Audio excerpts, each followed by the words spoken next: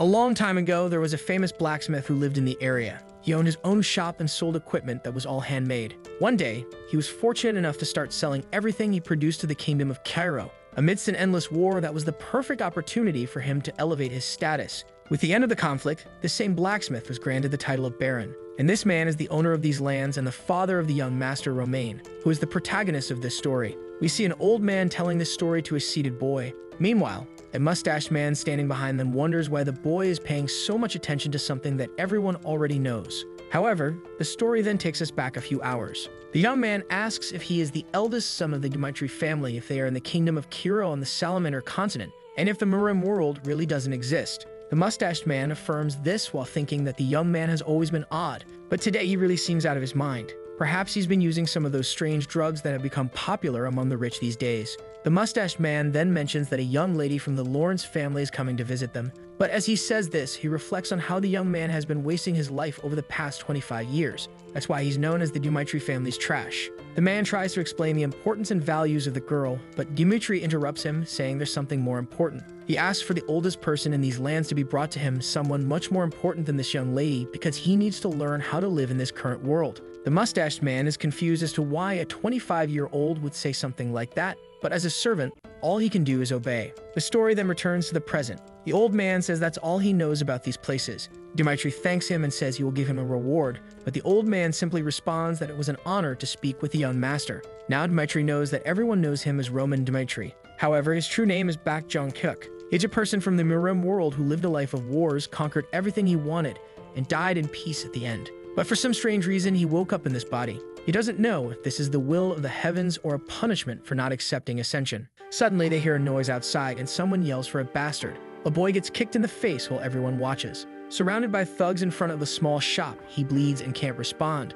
while the men keep calling him a filthy bastard and continue to beat him mercilessly. Dmitri's servant approaches to take a look but is immediately shocked. He recognizes that red fang tattoo all too well. Beside him, someone asks what's going on. Dmitri orders him to answer quickly. The servant explains that these are the Blood Fangs, a group known not only in Dmitri's territory but also in the nearby regions. It seems the boy on the ground owes them something. The servant tries to tell Dmitri not to get involved because it will only cause trouble. However, the young man has already disappeared from his side and orders the thugs to stop. As Dmitri calmly approaches, the servant desperately tells him not to do anything, but Dmitri continues to walk forward. A bald man appears, recognizes Dmitri, and laughs in his face, warning him to stay out of it and not to think he has any authority just because he's of noble birth. Everyone says it's better if he doesn't interfere because it's none of his business. The servant continues to insist that they won't gain anything by going against the Blood Fangs. But Dmitri simply calls for Hans. He doesn't know the rules of this place, so he wants an explanation. Who broke the rules of this land and who should be punished?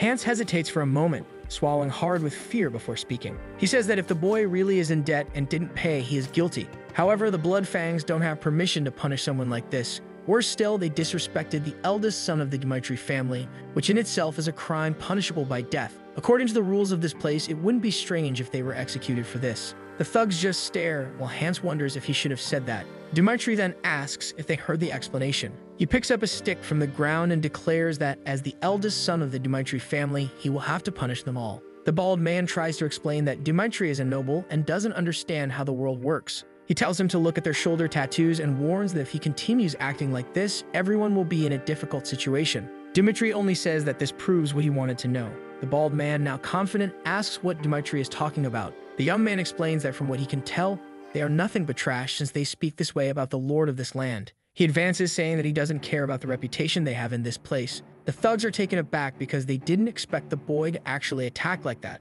But now he will have to defend the honor of the Blood Fangs, and he slashes at Dmitri's neck. However, he immediately feels something strange. Dmitri had already plunged that branch into him. Without hesitation, Dmitri pulls it out and turns toward the other two thugs, but they only curse him, calling him a bastard and vowing to take revenge for their leader. Hans warns Dmitri to be careful, pointing out that the thugs are far better armed than he is. Yet Dmitri easily dodges their attack. He lands a swift kick to one thug's shin and follows it up with a punch to the face. The servant is bewildered. He had no idea that the young master could fight like this. To him, it doesn't even make sense that this could be the same Master Roman. The first thing Beck saw when he opened his eyes was a farewell letter on the floor and scattered drugs. The kingdom of Cairo, always at war, had to choose a representative from each of its noble houses to serve in the army. Roman was chosen to be his family's representative. However, he chose to take his own life instead. Beck reflects that it was a pathetic life, regardless of what Roman went through. But the current owner of this body is the leader of the celestial demon sect, and now he will live as he pleases.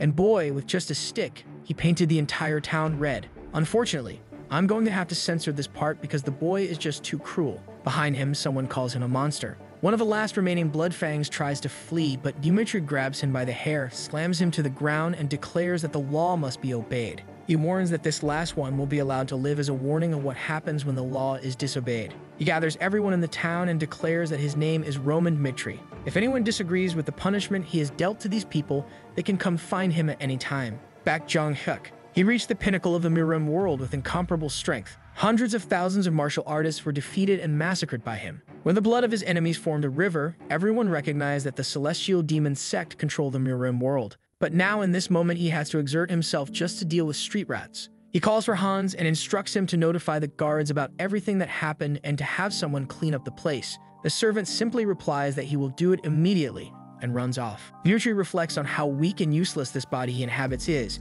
He needs to accelerate his efforts to gather information on how to strengthen himself. Just then, the boy he had saved earlier gets up and thanks him for saving his life. Dmitri remembers that this was the boy who was being beaten but tells him that what he did was not intended to help him. The Bloodfangs broke the law and were punished, and that's all. Now the boy will have to explain his situation if he wants to keep his tongue. The poor boy, having just tried to express his gratitude, receives a threat instead. However, he says he will explain. His relatives borrowed money from the Bloodfangs to complete the purchase of some land and start farming. They would have easily been able to repay the amount they borrowed by selling their crops. But the damn Bloodfangs went to the land and destroyed all the crops so that they couldn't pay back the debt. Only later did the boy discover that they did this to blackmail his family and take his younger sister. The boy screams that the world isn't fair because even though they didn't have much, they never harmed anyone. The only thing he begs for is for Dmitri to save his sister. But Beck just observes the boy's eyes. That look reminds him of the Mad Demon, one of the 4 superior kings and someone he also met in a place as wretched as this.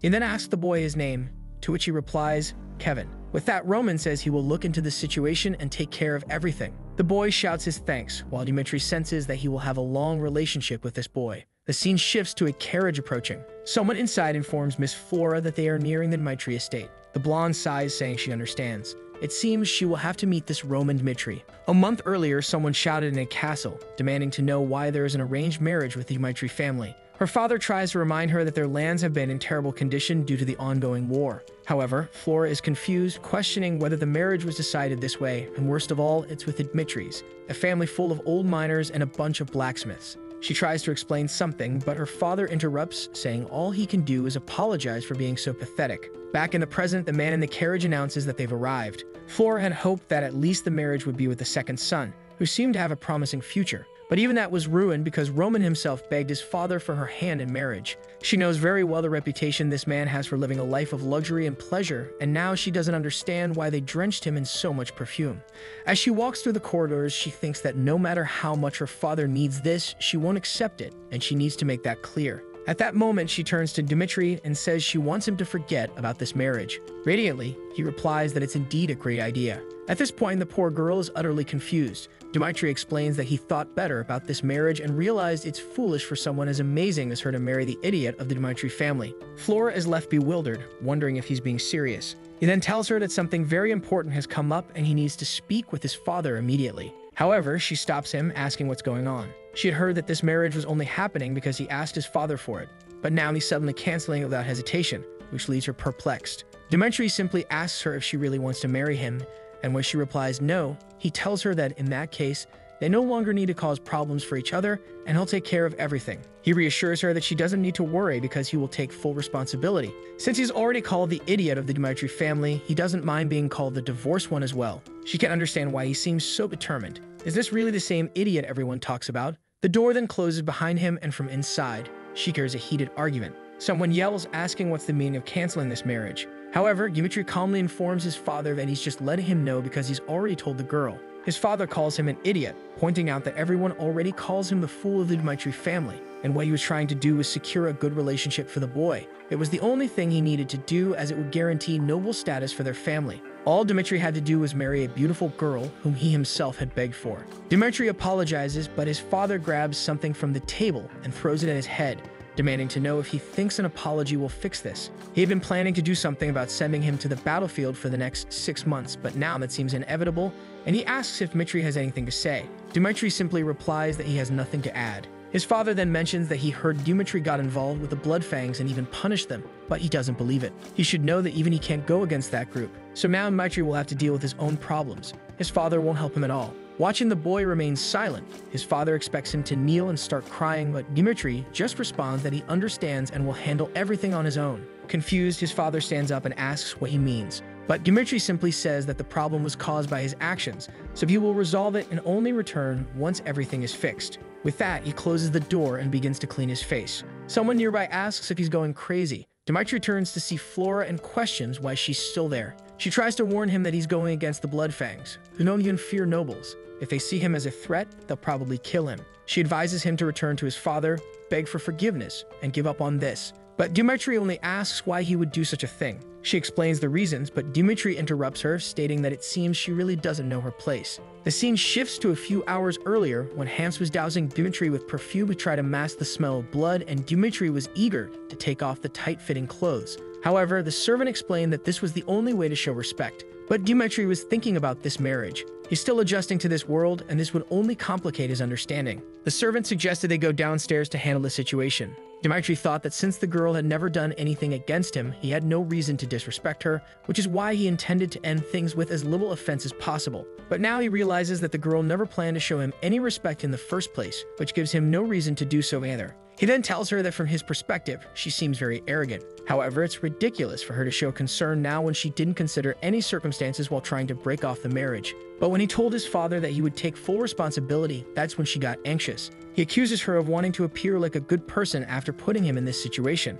But she needs to understand that at no point did she interfere with his decision. They will now go their separate ways and each will take care of their own lives. He told his father that he would take full responsibility to prevent people from thinking that this was a consequence of the end of their relationship and because he wanted no further involvement with her. This was the first and last time they would see each other. Later that same night, someone tells another to stop drinking. It's Lehanna, Dmitri's mother. His father confesses that today, unfortunately, he used violence against Roman again. This is because after becoming nobles, he never wanted his son to go through that situation again. Lehanna tries to reassure him, saying it's alright and that their children have grown up healthy. The father acknowledges this, but admits that he still doesn't understand why the boy is like this, especially since Roman was the only one who went through hard times with him. He's at a loss for how to handle Roman. Lehanna tells him it's okay. They may have made mistakes as parents, but that's part of life. Yet, even so, they are still the only ones who can correct the boy's wrong behavior. Lehanna expresses confidence that the Romero she once knew will help their son get back on the right path. Her husband asks if she's referring to the issue with the Bloodfangs. She nods, saying she surely spoke out of anger, but since he can be a bit headstrong, it might be wise to talk to Captain Jonathan to help the boy out. He then calls for the servant and instructs him to summon Captain Jonathan. The next morning, Roman is walking through the town and Hans is trying to stop him, warning him that the Bloodfangs will likely try to take revenge for what happened yesterday. But Roman simply asks when Hans thinks these men became so powerful. Hans admits he has no idea. Roman explains that in war, fame is what generates fear. Because the Bloodfangs are ruthless, that fear has made them more efficient at completing their missions. Hans then asks if Roman is saying they aren't dangerous or that they are weak. Roman responds that they are only as weak as the amount of fear they can instill in him. The scene shifts to a restaurant where someone delivers a feast they had ordered. Hans is delighted, saying the food looks delicious. However, Roman stands up and says he's going out, but instructs Hans to stay behind, telling him that he'll continue the investigation, but that it would be too dangerous for Hans to accompany him. Hans jumps up, desperately insisting that he cannot allow something like that. Even if it means putting himself in danger, he must remain by the young master's side. Ronan pauses for a second and then asks Hans if he really considers himself one of his men. Hans confirms, saying he will always follow the young master. Ronan then tells him that he'll withdraw because he can't afford to lose someone as valuable as Hans in such a foolish way, and reassures him that he'll be back soon. The poor Hans is left standing there, unsure of what to say but somewhat touched by the boy's words. As Hans runs off, he mutters that now is not the time to dwell on such things. He needs to inform others about this. Roman has realized over the past few days that the Bloodfangs aren't as strong as they seem. The problem is that because they operate in various small groups, it's difficult to eliminate the entire organization. They won't want to punish him publicly, and he can't locate them easily. But if that's the case, he just needs to make them come to him. That's why he deliberately walked through the city with Hans. Besides, today is a Dmitri Knight's training day, so the streets aren't heavily patrolled. This means that if they plan to seek revenge, this is the perfect opportunity. At that moment, a few men call out to Roman Dmitri from behind, and one of them jumps forward, declaring that this is their revenge and that he will pay the price for getting involved with the Bloodfangs.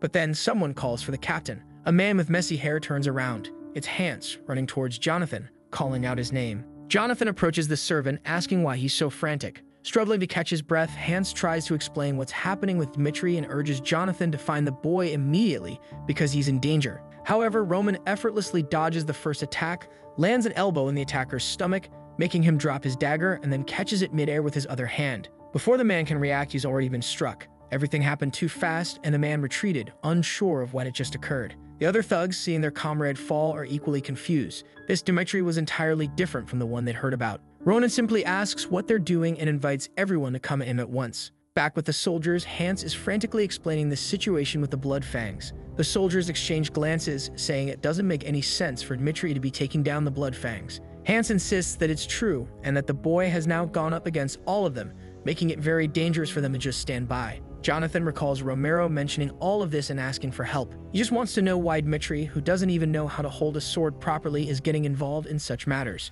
But he gathers everyone and tells them to grab their weapons, warning that they can't let anyone harm the young master. However, he'll be furious if the boy has actually caused trouble with the Bloodfangs. But the poor Bloodfangs were already on the ground. They attacked Dmitri, calling him a bastard, but he easily ducked under one swing and jabbed another in the stomach. Another bald man tried to come at him from the side, but Dmitri simply dodged and landed a kick to his belly. The fool collapsed, and Dmitri asked if it was just the three of them. The man tried to threaten him, saying he wouldn't get away with killing the two of them, but Roman just laughed, asking if he didn't realize that three of them would die. Roman then lightly stroked the man's thigh, telling him that it would be best to answer his questions, starting with who their leader was. The scene shifts to another part of town at the same bar from earlier. Suddenly, everyone inside is startled as Roman returns. The bald man at the counter turns to welcome him. He greets the young master, who responds with a cheery wave. The man wonders why Roman is acting so strange today and why he's even there. The bartender decided to ignore Roman's odd behavior and asked what he wanted to drink. Roman asked for a Tear of the Dawn.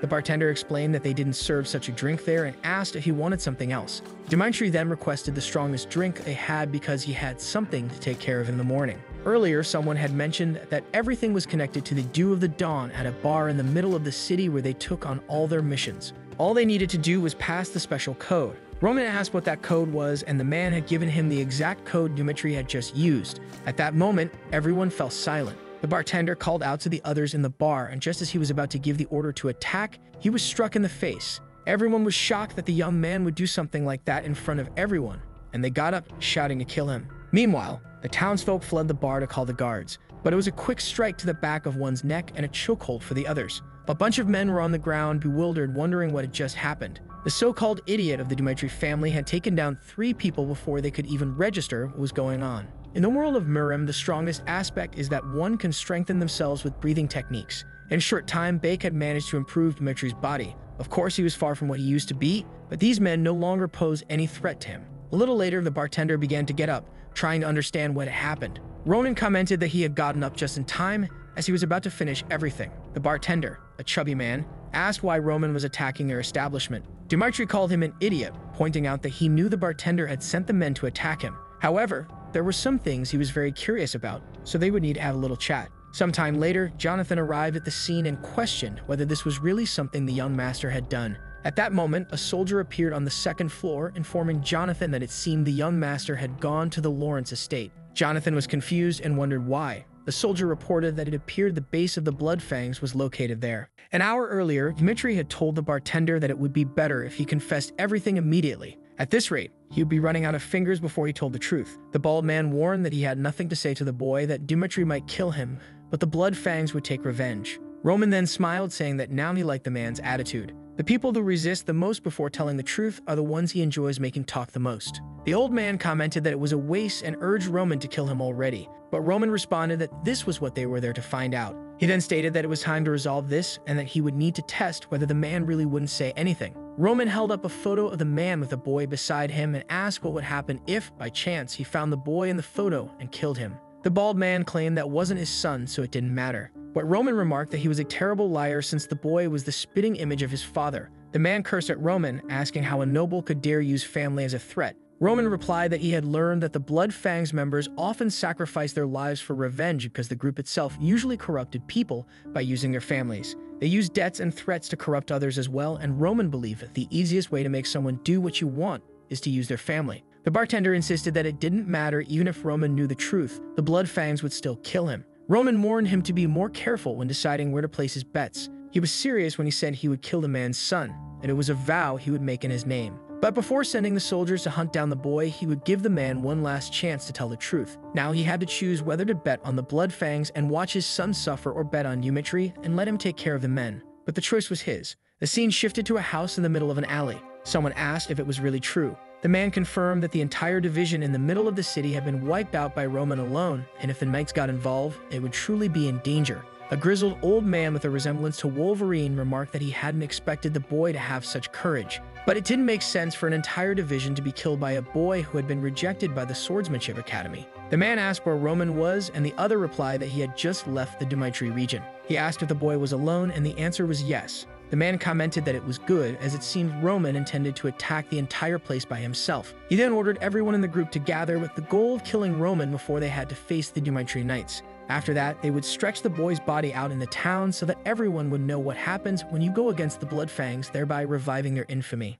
The scene then shifted to another castle. Someone asked what the Barco family was up to. It was a meeting of elders, and they were discussing how that family had borrowed a lot of money, which likely meant they were preparing for a war. And if that was the case, they would need to consolidate their forces before these men grew stronger. The blonde man remarked that it seemed war would be inevitable, something he never expected to happen. A bespectacled man added that the central government also appeared to be supporting the Barcos. The old man in the red suit slammed his fist on the table, declaring that they couldn't afford to lose any territory since the Lawrence family relied entirely on fertile land. Another tried to argue that the documents proved past debts, but the man dismissed this as lies. Someone interrupted the discussion, telling everyone to be quiet. The blonde man emphasized that they couldn't give up the territory, or they would lose the rest to all the other families. Since the Barcos wanted to oppose them, they would have to resist with all their might. That's why they had arranged the marriage with the Dmitri family. The men smiled, agreeing that the Dmitris were indeed wealthy and that their weapons were top-notch. No matter how much money the Barcos borrowed, they would never have more wealth than the Dmitris.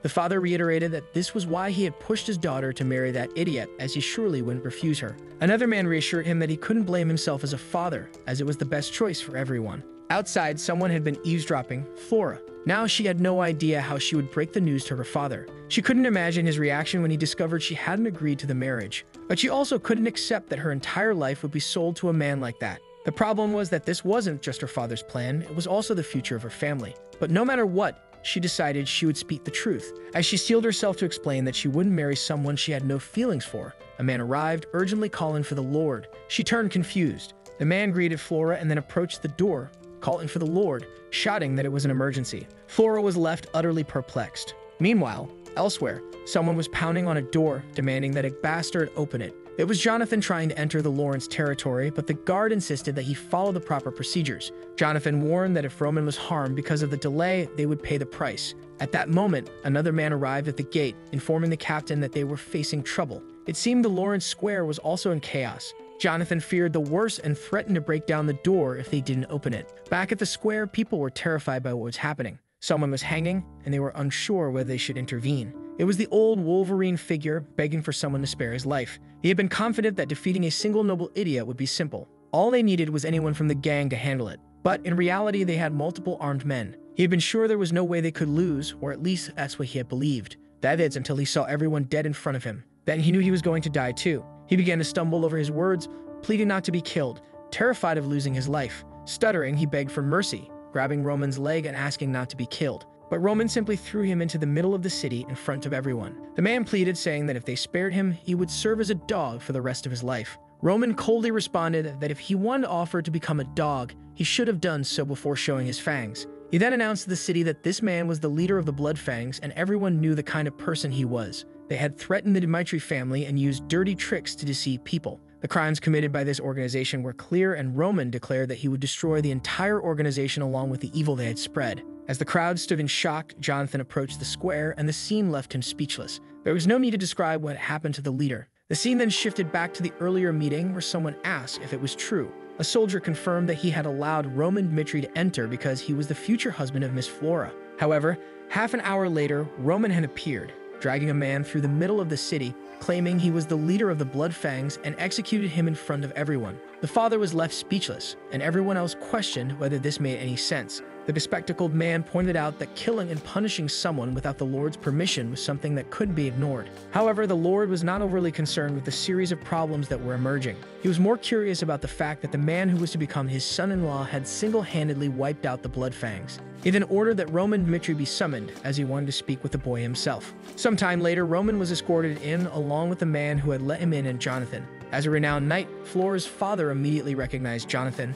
which led him to believe that Roman had only managed to defeat the Blood Fangs with Jonathan's help. The eldest son of the Dmitri family then introduced himself. The father decided to ignore the explanations and directly asked why Roman had done something so violent. Roman explained that a few days ago, the Blood Fangs had committed a crime and beaten an innocent citizen. That's when he executed everyone in that very place. Outside, Flora was trying to eavesdrop on the meeting. She called a knight over and asked him to come closer. She questioned if he had really taken Roman Dmitri inside, and he confirmed it. She then asked why Roman had gone to her father's room. The knight hinted that she might be one of the last to find out, which understandably left her alarmed. Back in the meeting, Roman continued, explaining that was why he had to invade the Blood Fangs base and kill their leader. That was the summary of everything that had happened. However, the Lord pointed out that Roman didn't have the authority to execute someone on Lawrence land. Roman acknowledged this but doubted their ability to handle such men, given that the Blood Fangs were infamous in the region, abusing the local citizens while nothing was done about it. That's why he took matters into his own hands, because he couldn't trust the Lawrence family to do it.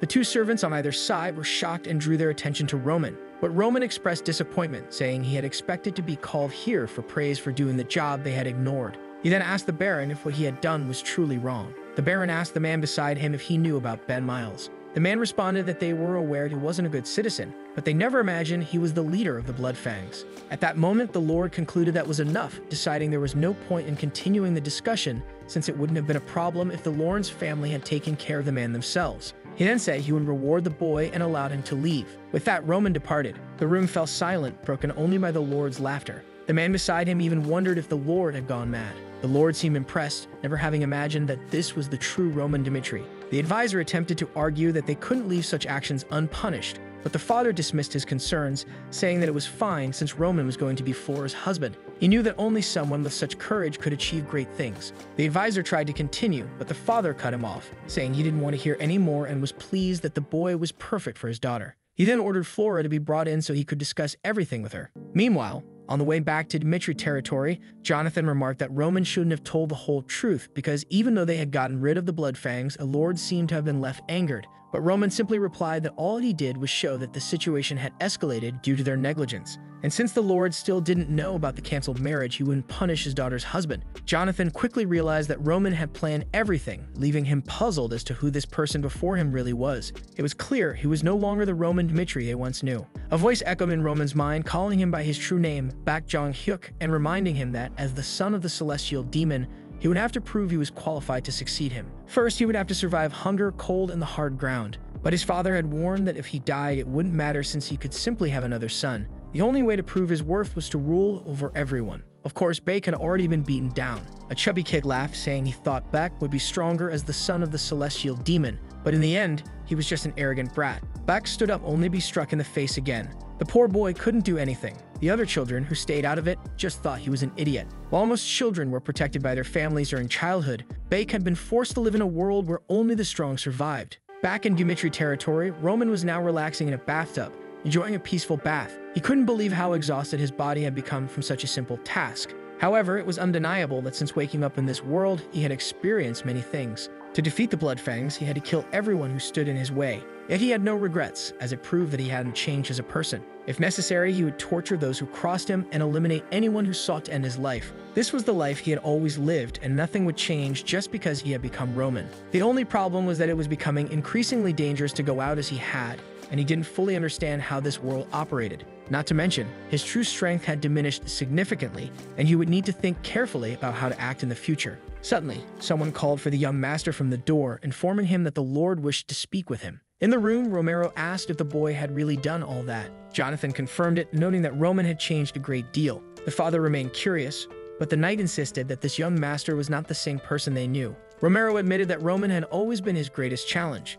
The only son with no notable characteristics, that the only one who had endured the hardships when they were poor. A long time ago, Roman had handed his father a candy. When asked what it was, the boy had simply replied, "It's a sweet." Romero was working in the mines when he saw his son approaching and asked why he had come to such a dangerous place, reminding him that it wasn't safe. But the boy just smiled and said that his father worked too much, so he brought him a sweet to give him energy to work faster and come home sooner. All Romero ever wanted was for his son to be happy. That's why he always favored him and gave him money so he wouldn't be called poor. He never imagined that this would lead Roman down the wrong path. Part of him had already given up on the boy, but hearing that he had taken down the blood fangs filled him with a renewed sense of hope. At the door, Roman asked to enter. Romero thought to himself that regardless of how Roman had achieved it, he had managed to eliminate the blood fangs. If that was the case, he was ready to do anything for his son. This would be his excuse for having failed as a father before. When Roman entered, Romero remarked that he had heard that Roman had taken down the blood fangs by himself. Bake, now inhabiting Roman's body, observed the boy's father. He could see that the man was anxious and full of hope for what he was about to say.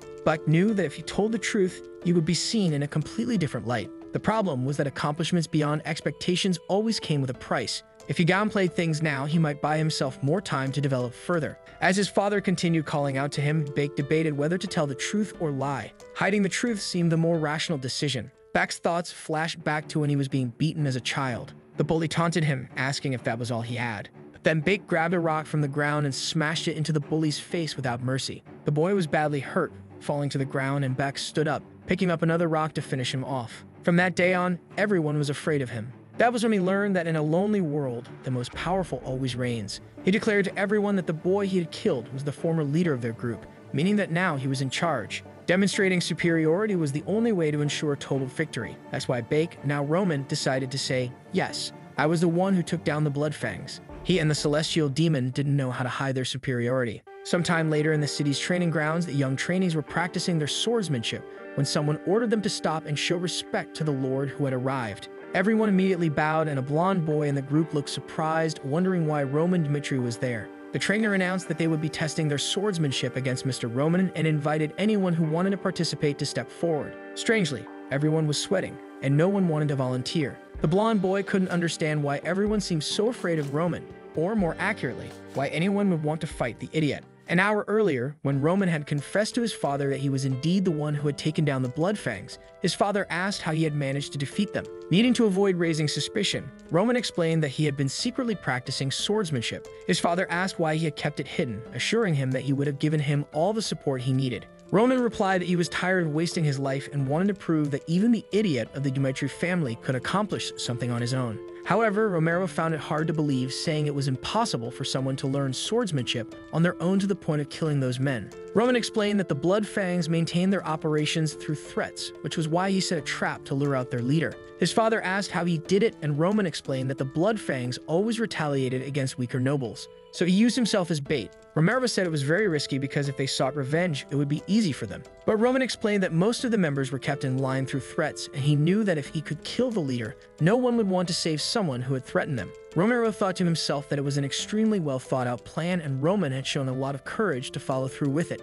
Impressive would be an understatement for what he had done. To think that Roman was capable of such a thing. His father then asked if he could request a favor, and Roman agreed. Romero said he wanted to see this swordsmanship that Roman had been practicing with his own eyes to understand how much he had changed. Now back at the training grounds, Romero was startled by the fact that no one was volunteering. The blonde boy thought that whoever hit Roman would be expelled, and whoever lost would also be expelled for being so bad, making no one want to participate. Meanwhile, Jonathan was thinking that they needed someone who could defeat Roman easily to demonstrate the knight's skills. He announced that if no one volunteered, he would choose someone himself. As the master, Jonathan couldn't participate, so there was only one other option. He called out the name Chris, telling the boy to step forward, which shocked him. Chris was the vice captain of the Dmitri Knights. The first time he had met Roman was the previous year, when they had gone to a bar where people were complaining about a drunk causing trouble. There, they found someone shouting and demanding to know if they were trying to make a fool of him. The boy had asked if they really wanted to shut down the place. The attendants apologized and didn't quite know what to do.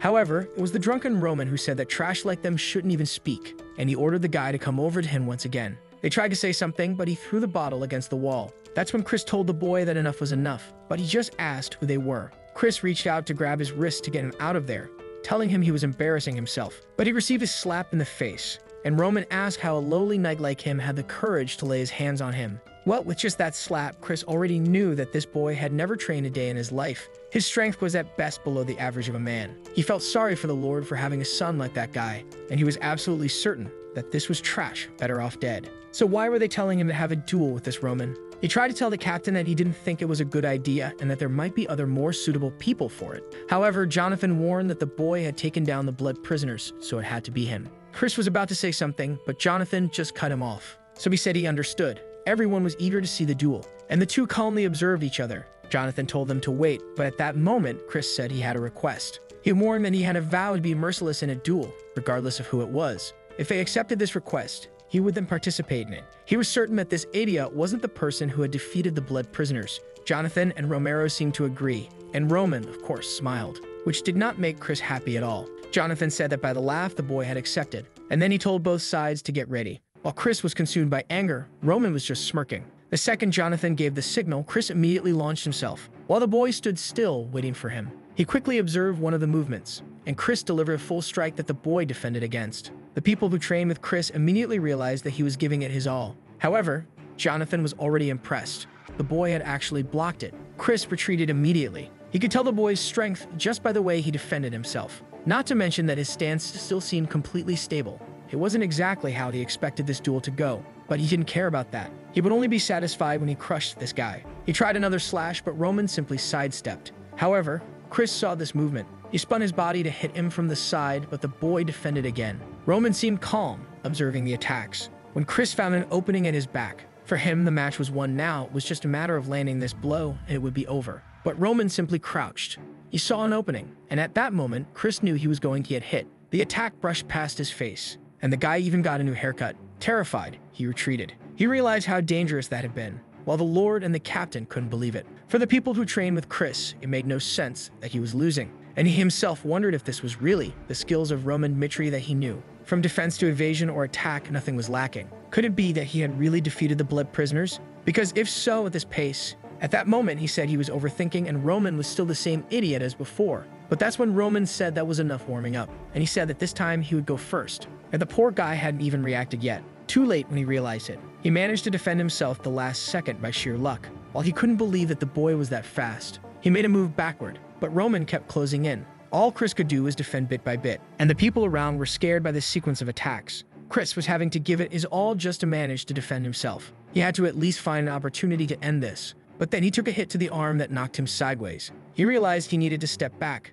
but that's when he noticed Roman was coming at him with an overhead attack. The movement seemed long and slow, and the middle of his chest seemed like the perfect opening, and he didn't hesitate to strike with full force. But it was just a trap from Roman, who easily dodged. He gave a little smile, and at that moment, Chris realized he had fallen into a trap. He knew there was no way he could win at this rate, and the worst part was losing to Roman. That's when he gripped his sword, and an aura emerged from it. Jonathan shouted and told him to stop that. But Chris had already activated the one-star aura. Of course, even Bake was surprised by that, and the arena exploded. The people around couldn't see anything. Romero was worried about what might have happened to Roman. He let out a sigh of relief, realizing that Roman had narrowly avoided getting hit by that aura-infused sword. Chris, disoriented after accidentally using the aura, was promptly struck on the chin for his troubles. Naturally, neither Jonathan nor Romero expected Roman to win, but there was Chris, lying on the ground. Everyone always asked who this new young prodigy of the captain was. The others would respond that he was one of the best they had ever seen. Despite being so young, he was already a 2-star knight.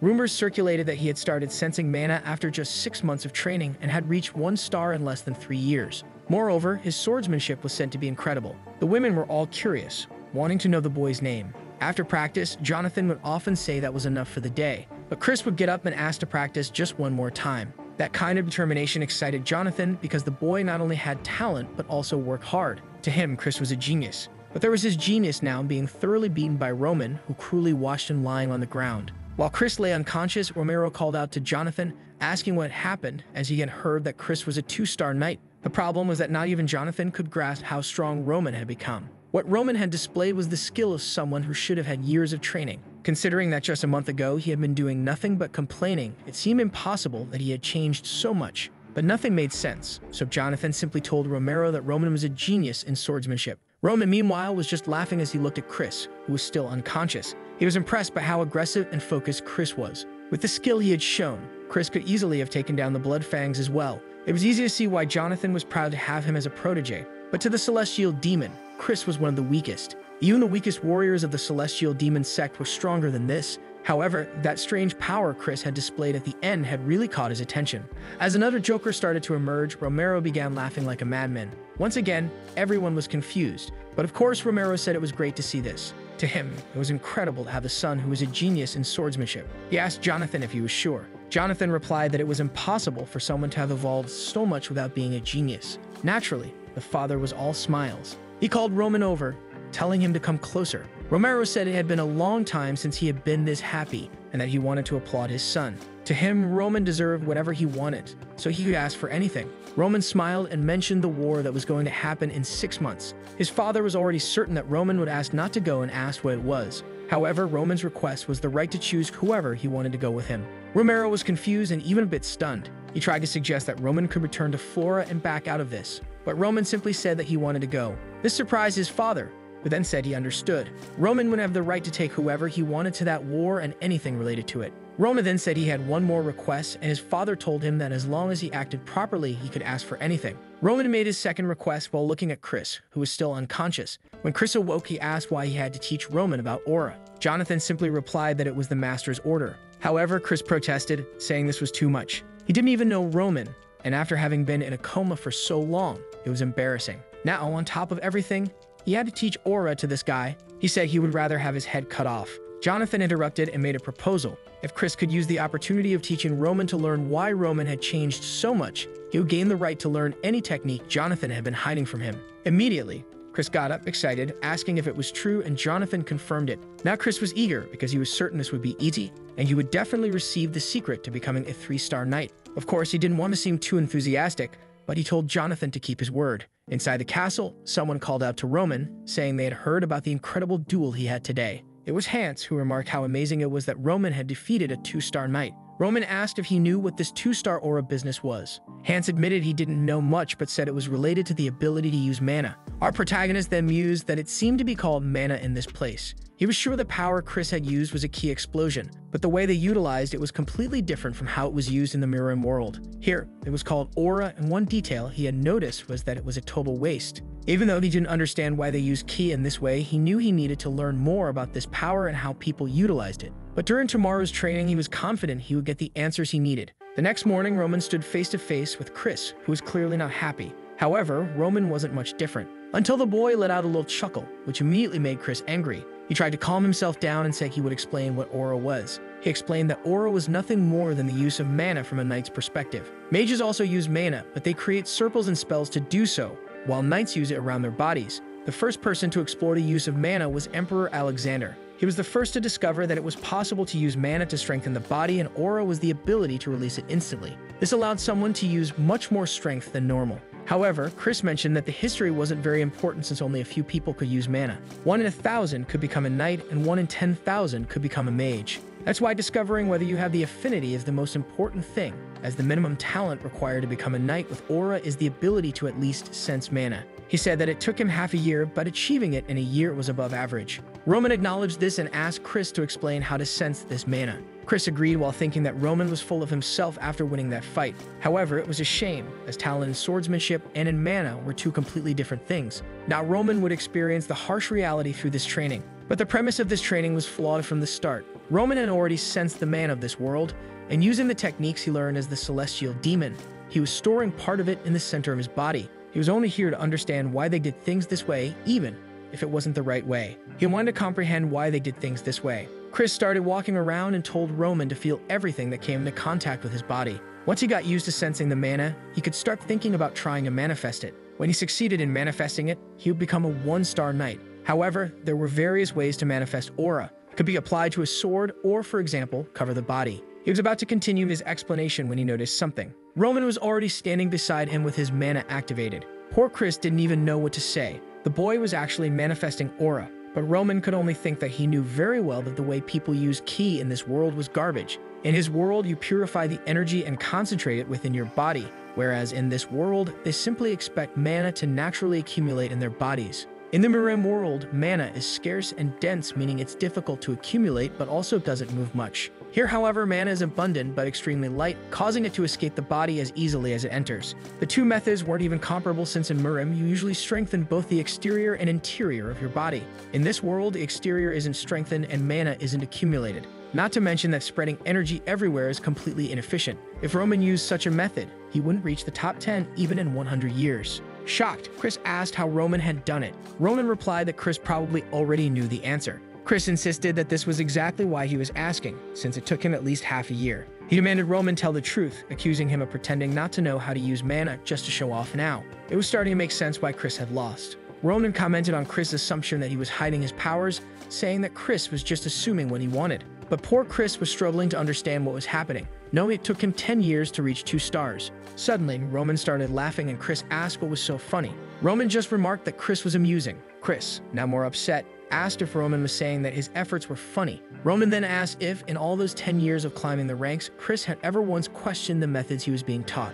Chris was about to respond, but Roman cut him off, saying that ordinary people are like that. They assume that what has been passed down through countless generations is always correct. When he was learning Aura, he wondered why people were so fixated on this method when it clearly had flaws. Was it because they didn't know any better? Or was their faith in Captain Jonathan too strong? But the truth is, people follow it because it's the easiest thing to do. Ronan continued, saying he wouldn't deny that Chris had worked hard for 10 years, but he found it really funny that Chris had never questioned the purpose of what he was doing. Ronan then walked away, saying that nothing in this world reaches a perfect state. Even things he once held as certainties were different in the past and changed over time. Roman knew that questioning oneself like this leads to suffering, especially when, after countless attempts, you end up failing. That's where you have to go against everyone's criticism and your own despair. However, even if that's the case, change is necessary.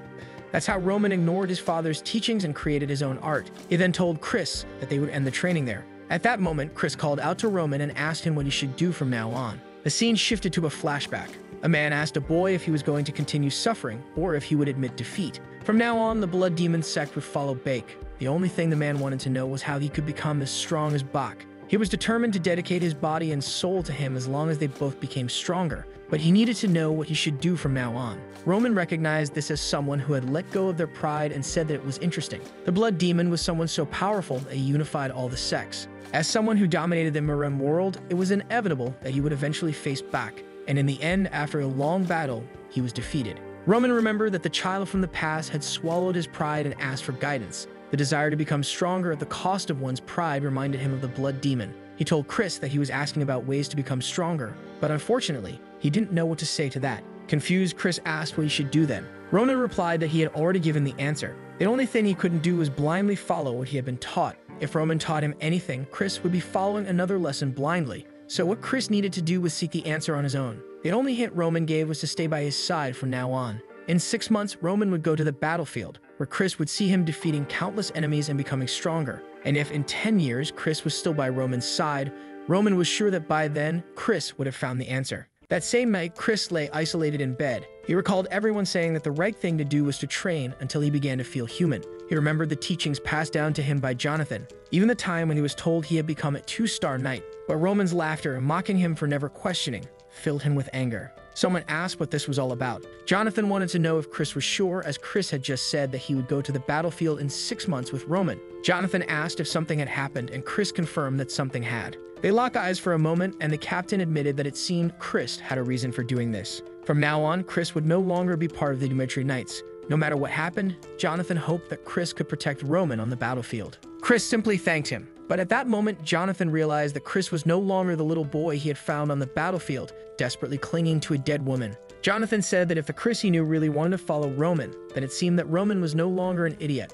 He told Chris to follow him, as from now on he would be prepared. If Chris wanted to survive on the battlefield, he would need a secret weapon that he could call his own. Now the knight was excited. The scene shifted to the city, where everyone was talking about a certain rumor that the idiot of the Dmitri family had wiped out all the blood fangs. Kevin, from the beginning of the story, was there listening to people saying that Roman had really kept his word. He believed it might be true, as he had seen Roman take down 3 men with just a stick in his hand. But could it really be that Roman did this because he had kept his word? Kevin concluded that no, Roman wouldn't go that far just for someone like him.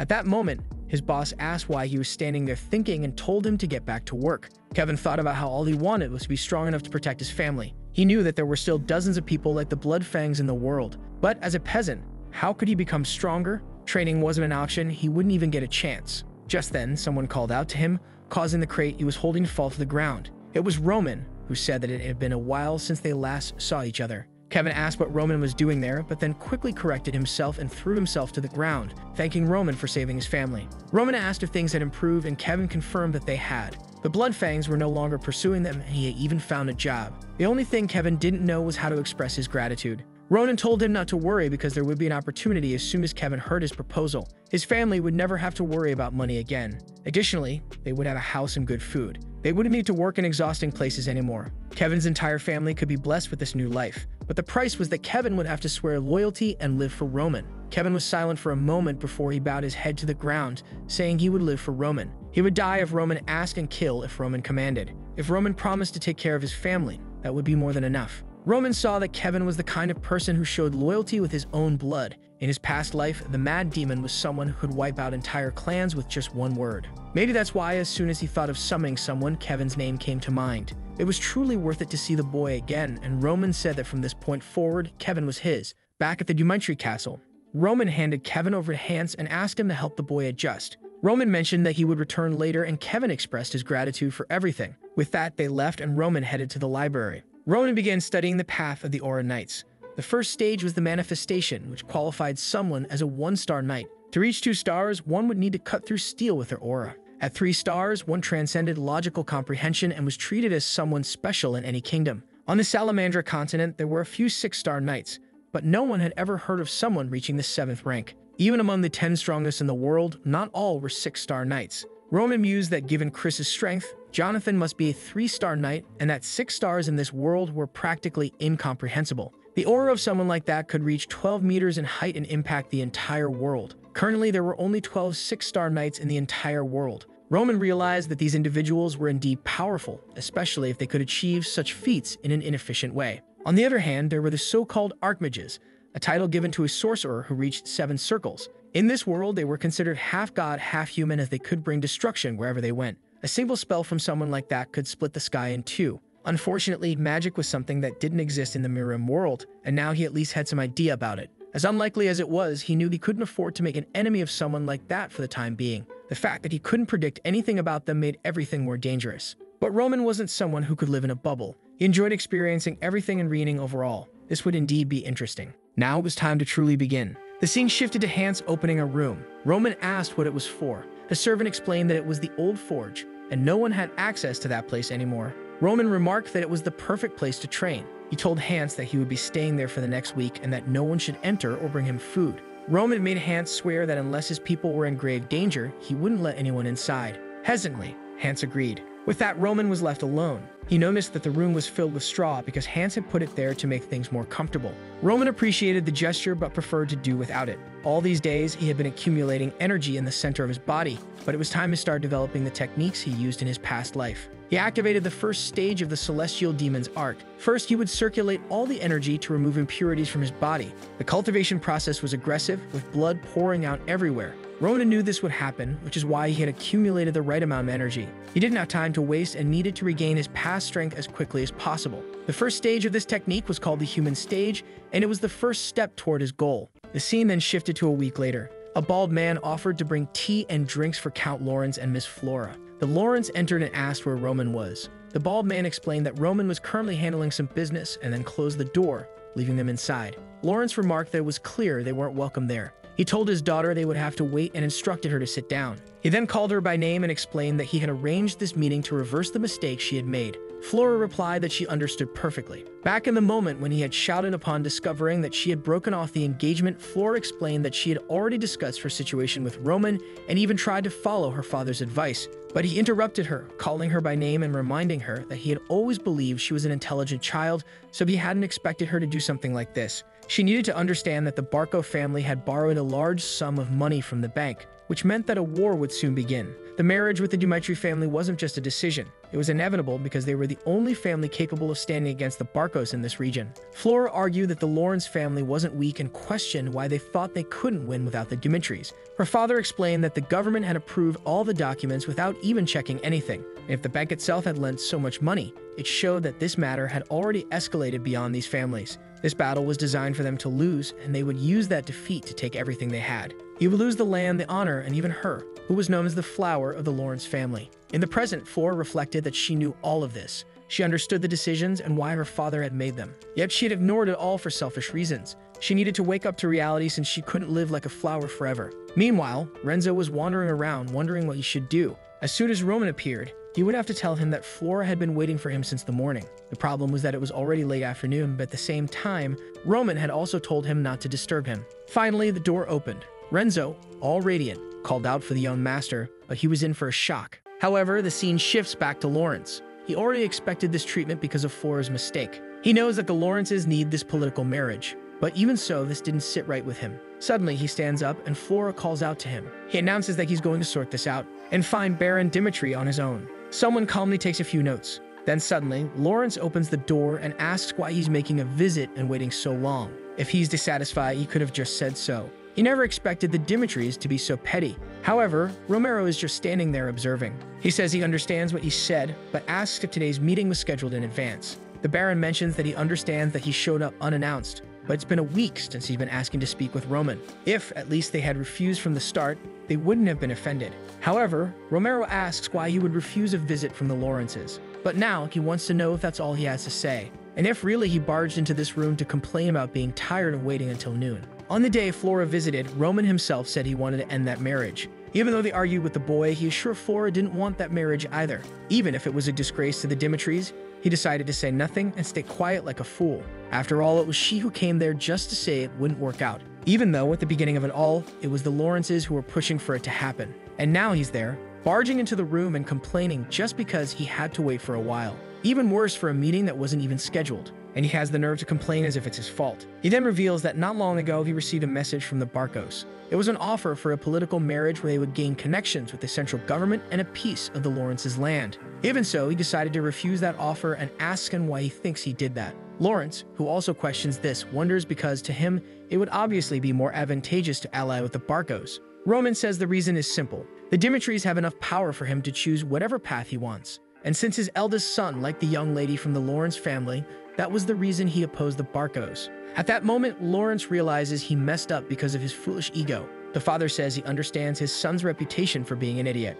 and that the fame of the two doesn't match. But even so, he needs to keep in mind what kind of family they are. Roman's name completely changes the moment the Dimitri family is associated with him. And that's why those who should be desperate for this marriage aren't them, but in fact the Lawrence family. Or perhaps did he misunderstand something? Suddenly, Flora remembered the days she used to go to the academy when she was younger. That was the place where many children from renowned families went to build their knowledge as nobles. However, there was one family from the north that had only one person there. The boy was so quiet that one could question if he really existed. That was the son of the Joel family. In a place where the children believed they were treasures born into this world, he was distant. Until one day, he made a small mistake. For the other children, that wouldn't mean anything, even if they made big mistakes. However, in his case, it resulted in a disciplinary committee. And on the day the teacher scolded him, the father approached and apologized. He begged for his son to be forgiven and said he would teach him better. At that moment, from a distance, she could only think of one thing. She felt sorry for him. However, right now, all of this seems funny to her. The Viscount apologizes and says he has nothing to say.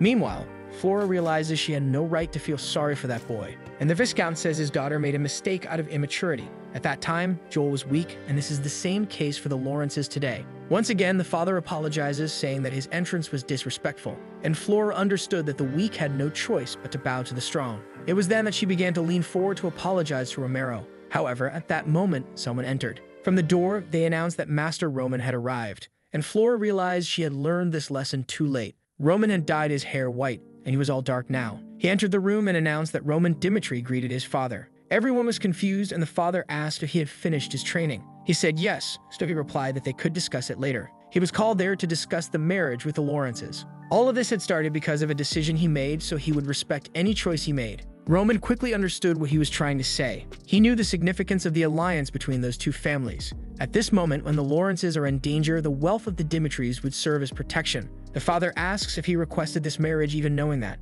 Roman said that at the time he thought that was enough of a reason. However, everything changed when he met her for the first time, and she immediately talked about canceling the engagement. She had certainly heard the rumors and decided she wouldn't marry someone like him because of that. This means that all of her decisions were based on what others said. Regardless of how society judges them, he wants to be with someone who only believes in what they experience and see. and it is for this reason that he votes to end the engagement. At that moment, the room fell silent. Lawrence thought that now it was the end of everything, as this marriage was the last card they had. No other family would accept a political marriage in this situation. This means they would have to solve their problems with their own power. The problem is that if the Dimitris and the Barcos really combined forces, it wouldn't stand a chance. He needed to do something to at least prevent that. He then bowed and said that the Lawrences took full responsibility for this. As an apology, they would no longer collect any taxes from a Dimitri merchant passing through their territory. He knew this wasn't much for someone as wealthy as they were, but it was a way to show they were sorry. Romero said he couldn't accept that, as the Dimitris couldn't profit from his son's future. All they would need to do is announce that it was Flora who canceled, and they wouldn't join forces with the Barcos. Lawrence simply thanked him. Of all his fears, this was the greatest. And with that, they left the room. Not before he looked back just to see Dimitri standing there. If he had known the potential of this young man a little earlier, he would have been more assertive when he spoke with Flora. In the end, he too had made a big mistake. Romero then called Roman and asked what had happened to him in the past week. In that training, all he did was remove impure energy to advance the human state. This is the basis of the techniques he created, and it's nothing impressive in the Miram world. The problem is that, since this place has abundant mana, it accumulated in the body, and the purification of something like that created a miraculous effect. From his outward appearance, like the skeletal changes, it was evident that he had become a different person. He then simply tells his father that he achieved an awakening on his own, and that this change occurred because he started to feel mana flowing through his body. Romero was startled since this was supposed to take years. He had heard of a natural phenomenon where mana starts to circulate, but it had happened to very few people. However, the boy was achieving one feat after another since he managed to take down the Blood Fangs. All of this defied logic, but he couldn't forget that the boy was still his son. Romero then said that regardless of the challenges he faced, he would not leave him alone. And the boy should never forget that his name is Roman Dimitri, because his father would always support him.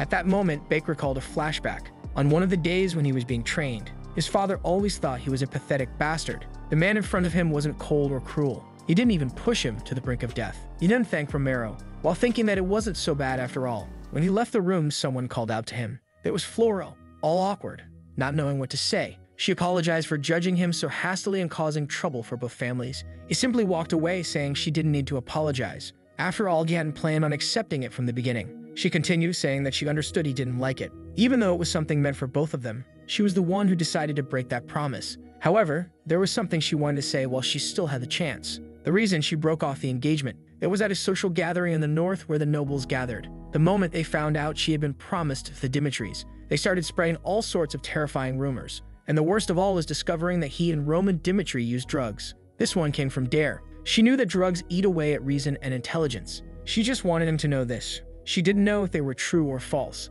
It's just that she couldn't ignore it. Roman cut her off and said that whatever happened didn't matter since it didn't change the relationship they had. She didn't need to worry about him anymore. The poor thing was left there abandoned. Later that night, she had a conversation with Hans. He found it strange that she mentioned drugs since he didn't feel anything like that in this body. Even though there were some impurities, that metamorphosis had already removed all of that. He then called for Hans and asked if he had ever heard of him using drugs or doing anything like that. The guy was all confused, unsure if he should answer or not, but Roman said he wouldn't reprimand him. He was just trying to understand better the choices he had made in life. Hans, excited, said that not with his own eyes. However, there were moments when he thought the boy's behavior was a bit strange. Roman then asked when that was. Hans explained that the last time was 15 days ago when he saw him returning from a social gathering. Nothing major happened at that place, but the moment he returned, he seemed to be in a strange state. After that, he seemed to have lost the will to live and stayed in his room all day. Not to mention that every night he asked for an excessive amount of alcohol. This was one of the reasons Hans suspected he was using drugs.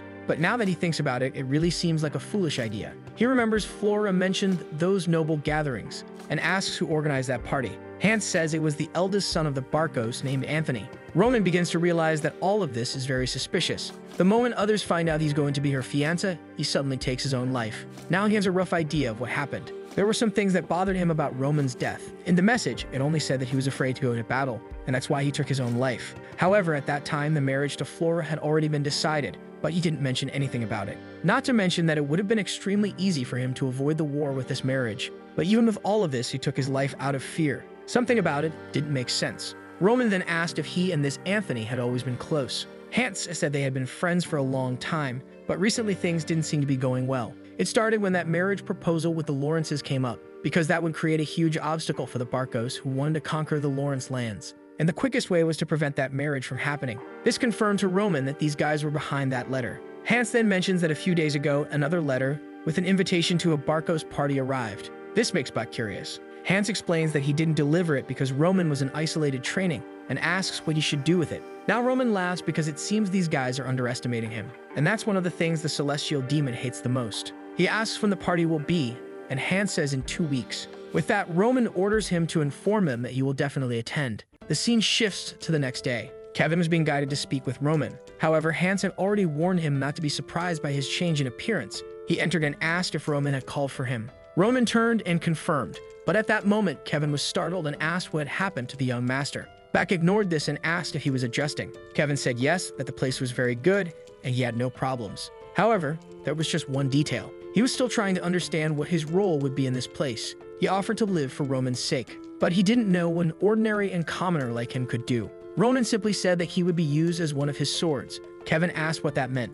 Roman once again ignored him and said that it was impossible to choose someone's path for them. So he would give him 3 options. If he was afraid of killing, he wouldn't be a sword, but instead the hands and feet. He would learn everything from Hans to become a loyal follower. The second option was to become the sword and protect him by his side. Kevin interrupted, saying he had never used a sword, so it was impossible. Roman said he had already figured the boy would say that. He explained that if he chose this option, he would have to go through skeletal contortion. Obviously, the boy wanted to know what that was. Roman explained that it was a process where the pain caused would make a person feel as if their bones and muscles were being broken. In this way, he would prove his determination and potential through pain, not words. He drew his sword and said that the last option was for him to take it and cut off his own hand. If he could endure causing pain to himself and withstanding it until the end, he would become stronger than anyone. Beck remembered that even the mad demon who knew nothing of martial arts became a king. All of this depended solely on his own willpower. Ronan told him to choose because, regardless of the option, he would make it worthwhile. The only thing he was choosing was how he would be used. In an abandoned cabin outside Dimitri Castle. That was where Kevin was born. He was young and had to work to survive. Since he always had to help with everything, there was nothing he didn't know how to do. However, his life changed. No matter how much effort he made, there was always someone to take what was his. That was the life of someone weak. And that's why he couldn't forget what he saw. The overwhelming strength of Roman that day. He couldn't understand what cutting off his hand would explain, nor this business of destroying one's own body. However, if that meant becoming as strong as Roman, he said he would do it. The boy Roman was just watching, and Kevin prepared to make the cut. He took a deep breath and raised the sword. At the moment, he shouted and went to make the cut. Meanwhile, outside, Chris was talking about how he decided to follow the young master. But right after that, he decided to enter isolated training. He found Hans and asked where Roman was. Hans said the boy was training with Kevin but warned that no one was allowed to enter. Chris had never heard of this kid and asked who this Kevin was. Man, I thought he wasn't going to cut it, but the boy really did it, and Roman just stood there watching. But at night, Hans saw the sword and asked why it was covered in blood. But the boy only said there was nothing to worry about. That blood wasn't his. The truth is, Roman planned to put the boy in an illusion. That was the charm of the demon's illusion. The problem is that he made the cut before he could activate it. If he hadn't done something, the boy wouldn't have really cut off his entire arm. There were still 2 weeks until the party, and 6 months until the war. But Roman was eager because he had a lot of people to teach. Soon he would be very busy. In a room, he said that the mana cultivation technique he was going to teach was very dangerous. Kevin asked if he was really going to learn about mana. Roman simply said yes, but in reality, what he was going to teach was a technique from the mad demon himself. It was a spiritual art that consumed the user's mind in exchange for power.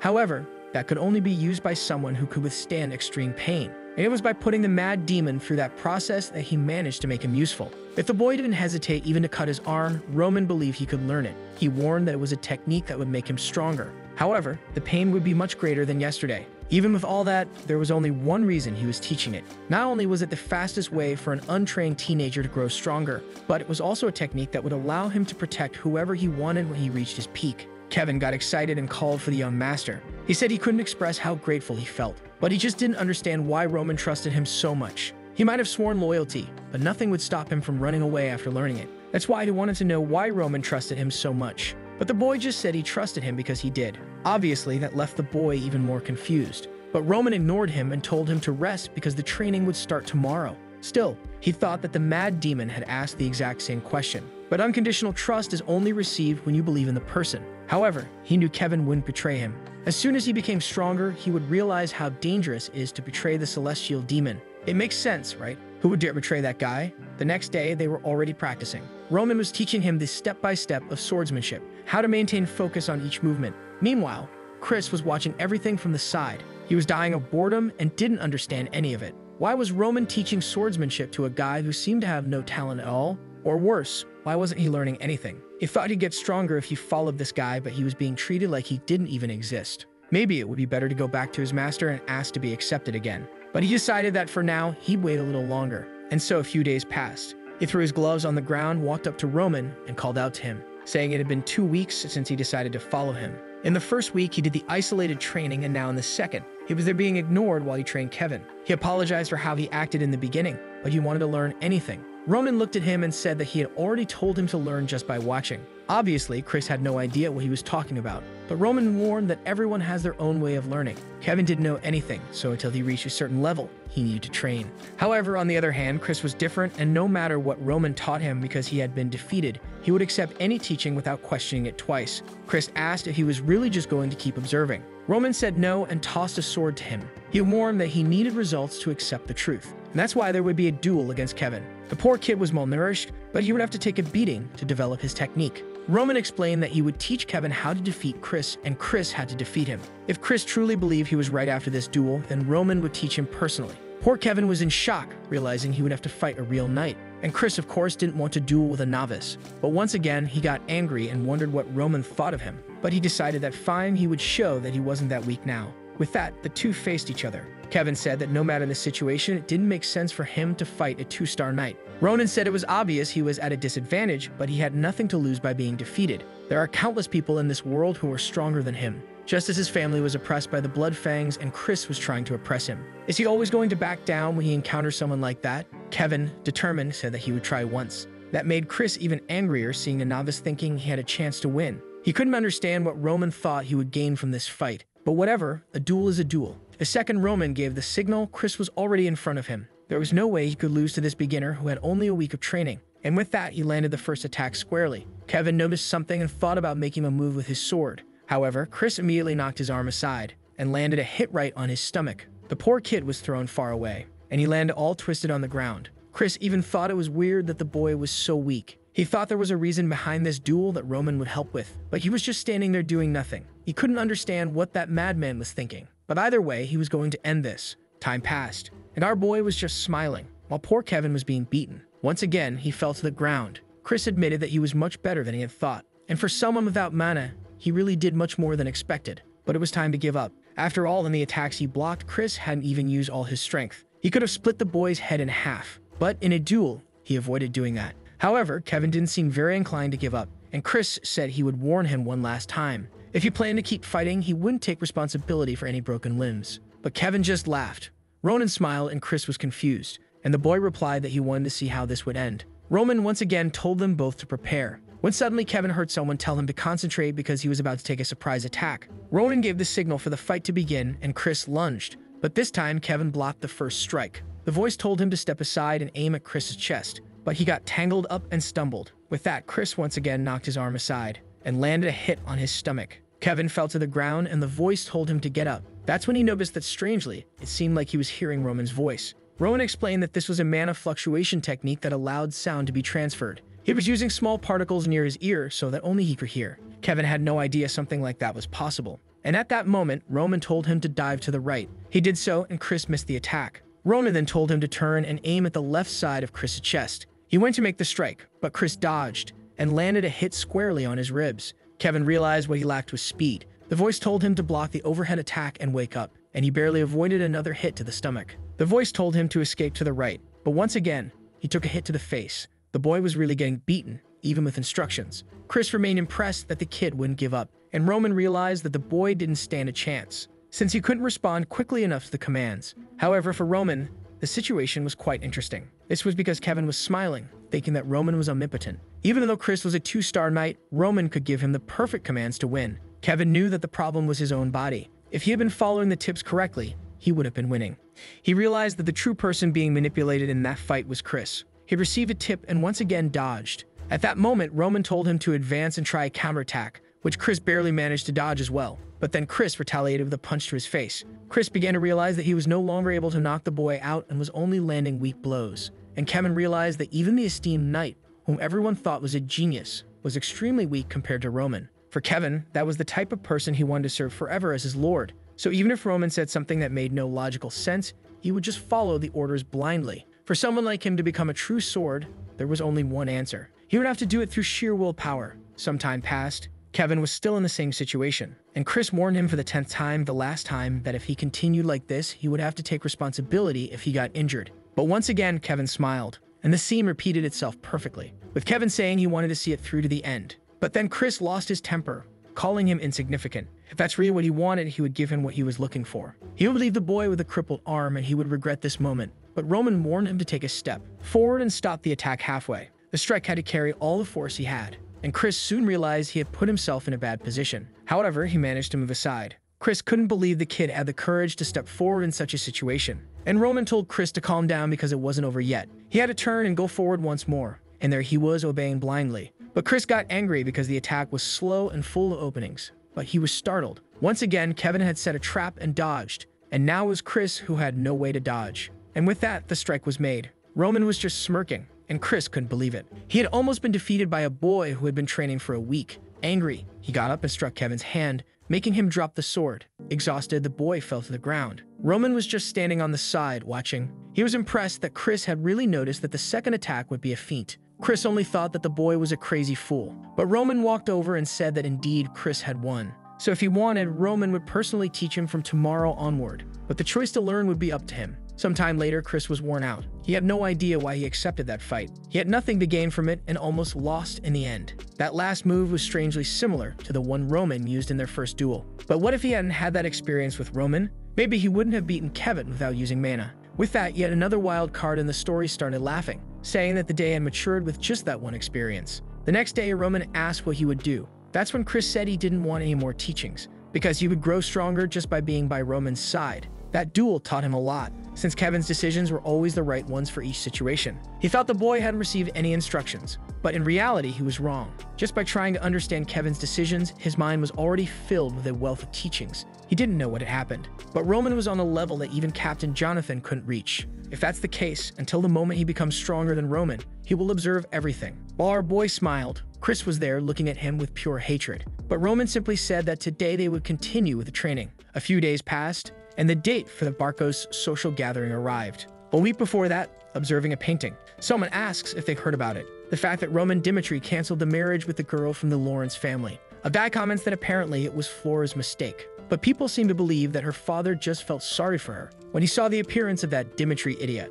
Owen says that's crazy, considering they're about to go to war with the Barcos. And the man next to her responds that it just proves the eldest son of the Dimitris is worse than they thought. A maid mentions the fact that he supposedly defeated the Bloodfangs. But another says that's probably a lie just to cover up the end of the marriage and avoid embarrassment. Meanwhile, someone is dying of laughter, saying he can't believe it's so easy to manipulate the boy into breaking the marriage. He asks the butler if the boy will attend the party, and he confirms it. It's Antonio Barco, who says everything is going exactly as he planned. He's very excited for the coming week. On the day of the social gathering, Roman is questioning whether he really has to wear something like that. Hans says that since it's the first meeting after breaking the engagement, he must wear something amazing. He tells a long story about how incredible and expensive those clothes are, but he already knew the boy wouldn't wear them, even if he had spent his whole life preparing that outfit. Roman smiles at this. He says that if Hans puts so much effort into it, then he will wear it. Meanwhile, in front of the carriage, Chris says the boy is taking too long.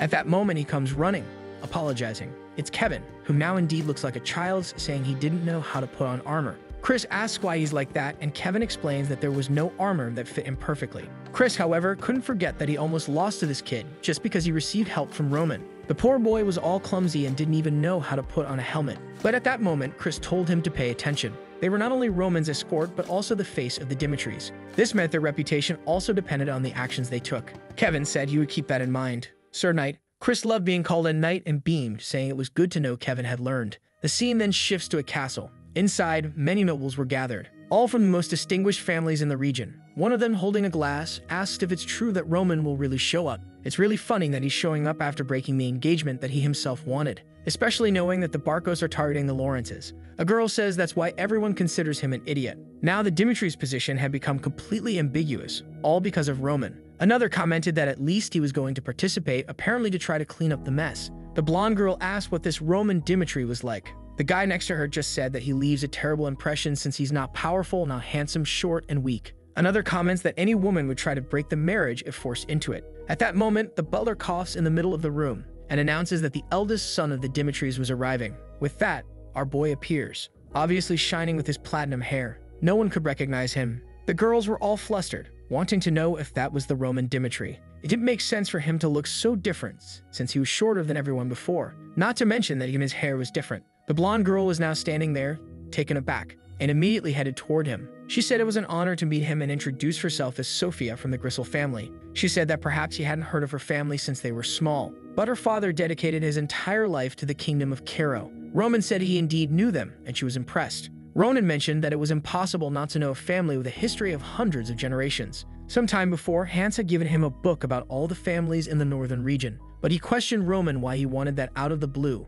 Roman responded that it was the least courtesy to know a little about the people he would meet. He would know the legacy of each person there and where they came from. That was an effort required for him to win the favor of others, especially for him, who was considered the Dimitri idiot. The boy studied extensively because he even knew they were famous for the quality of the wood they produced, and that one of her brothers recently learned to sense mana. He said he truly congratulates them on these achievements. People were just observing the conversation, wondering what on earth was going on. At that moment, another man introduced himself as the magnate of the Volt family. Roman said it was a pleasure to meet the eldest son of that family. He knew that Viscount Volt had achieved various victories in recent battles. The young man replied that he was grateful that Roman fought that way. Another person with pink hair came to introduce herself, saying that he had changed a lot. But the young man said that Lady Eris was as beautiful as ever. With that, a lot of people continued talking to him, all with smiles. Another approached and said he had judged him wrongly until now because he always thought he was drunk. Roman said he had been thinking of drinking, but if that was the case, he would abstain for a bit. Suddenly, the butler called for Roman and informed him that the young master was calling him to the back room. Finally, Roman was about to discover who was causing trouble for him. Outside the gathering, it was full of knights. Each of those families had brought their soldiers. Kevin asked what the deal was with this social party. Chris told him not to be interested as he would never attend one and ordered him to fix his helmet. A knight was watching what was going on, and one with green hair said that was the Dimitri escort. Kevin was innocently adjusting his helmet when someone burst out laughing and loudly said that it was a joke. He knew the eldest son was abandoned. He just didn't imagine he would bring a child who didn't even know how to hold a sword. Chris just told Kevin to ignore it. However, one of them asked what could be expected. Was that really the level of the Dimitris? The scene shifts to Roman a long time ago. At one of the social gatherings, he saw something. Flora for the first time. That's when Anthony approached and asked who he had his eye on. Roman asked if he knew the blonde-haired girl. His friend replied that she was Flora, known as the flower of the Lawrence family. Obviously, the boy fell in love.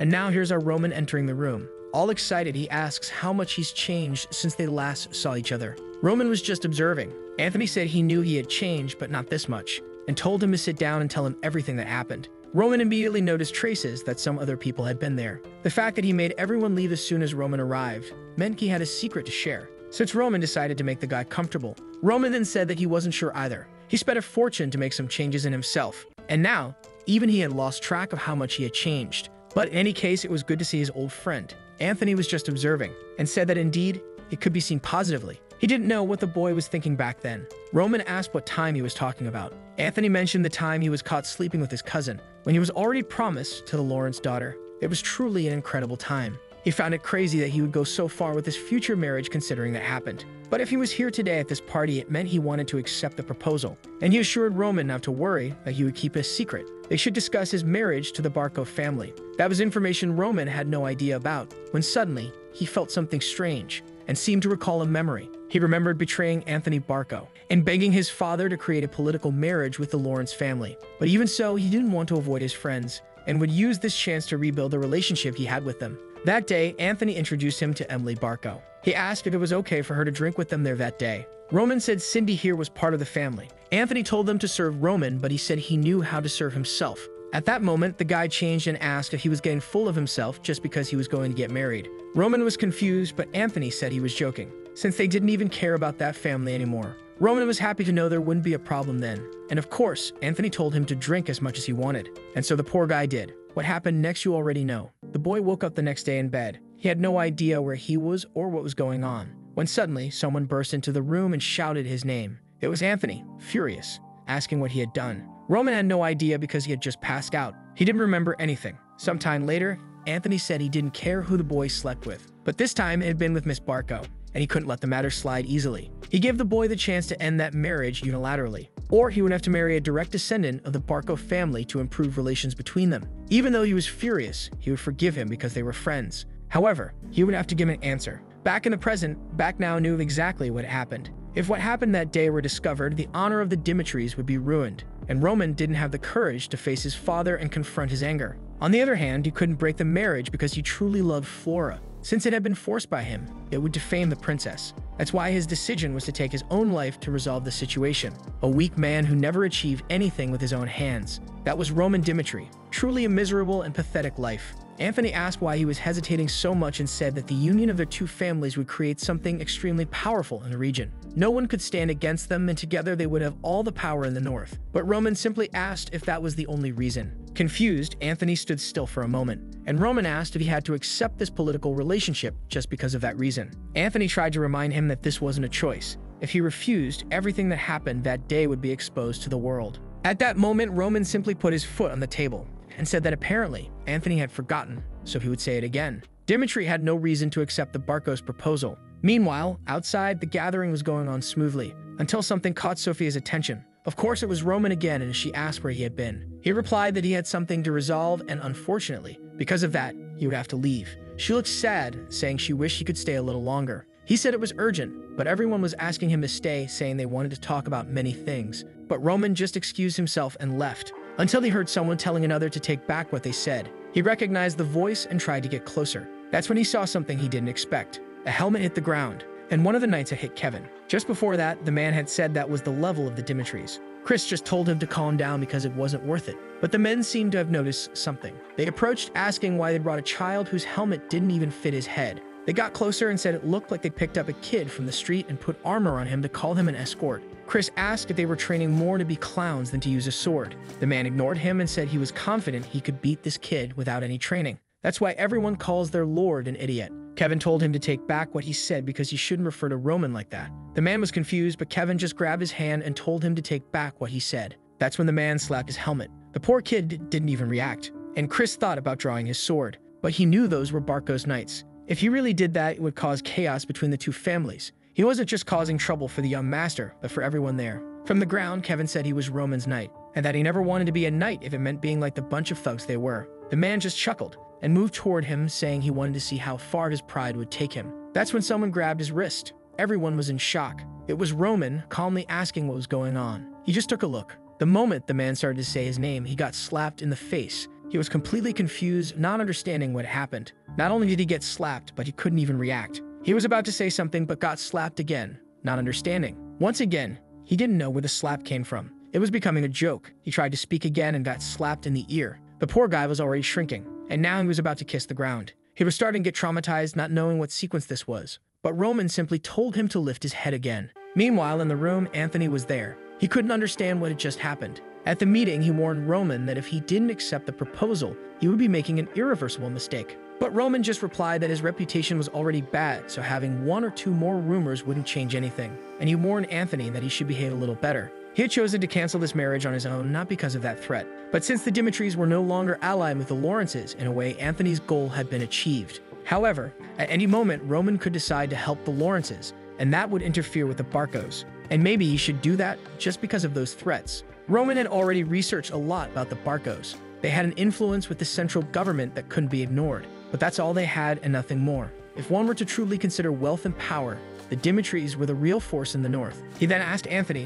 what he wanted to do. Anthony, fearful, only asked if he was no longer going to help the Lawrences, and Roman replied that he was correct. With that, Anthony said it would be better to forget about this matter. However, he couldn't understand why this boy had changed so much. The way he acted, looked, and even spoke had completely changed. He was no longer the idiot he knew. What he wanted to know was what the hell had happened to this boy. At that moment, someone called for Anthony, who said he didn't want to talk. But the person insisted, saying there was a problem with the knights he had brought. Outside, something was still going on, and everyone was scared. The Barco knight was at Roman's feet, begging for forgiveness and saying he would never do it again. Kevin said the man had already been punished enough, and Chris agreed, saying he should reconsider his relationship with the Barcos. However, Roman said that he was the one who decided when this man had been punished enough. Even if he died, that was the price for his actions. At that moment, Anthony appeared and asked what the meaning of this was. He mourned that even if Roman was the eldest son, he wouldn't tolerate such behavior, and it would be better for him to start apologizing. Roman just asked why he would do that. That man had insulted him and laid hands on a member of the Dimitri family. He then asked Anthony if he really thought he was wrong.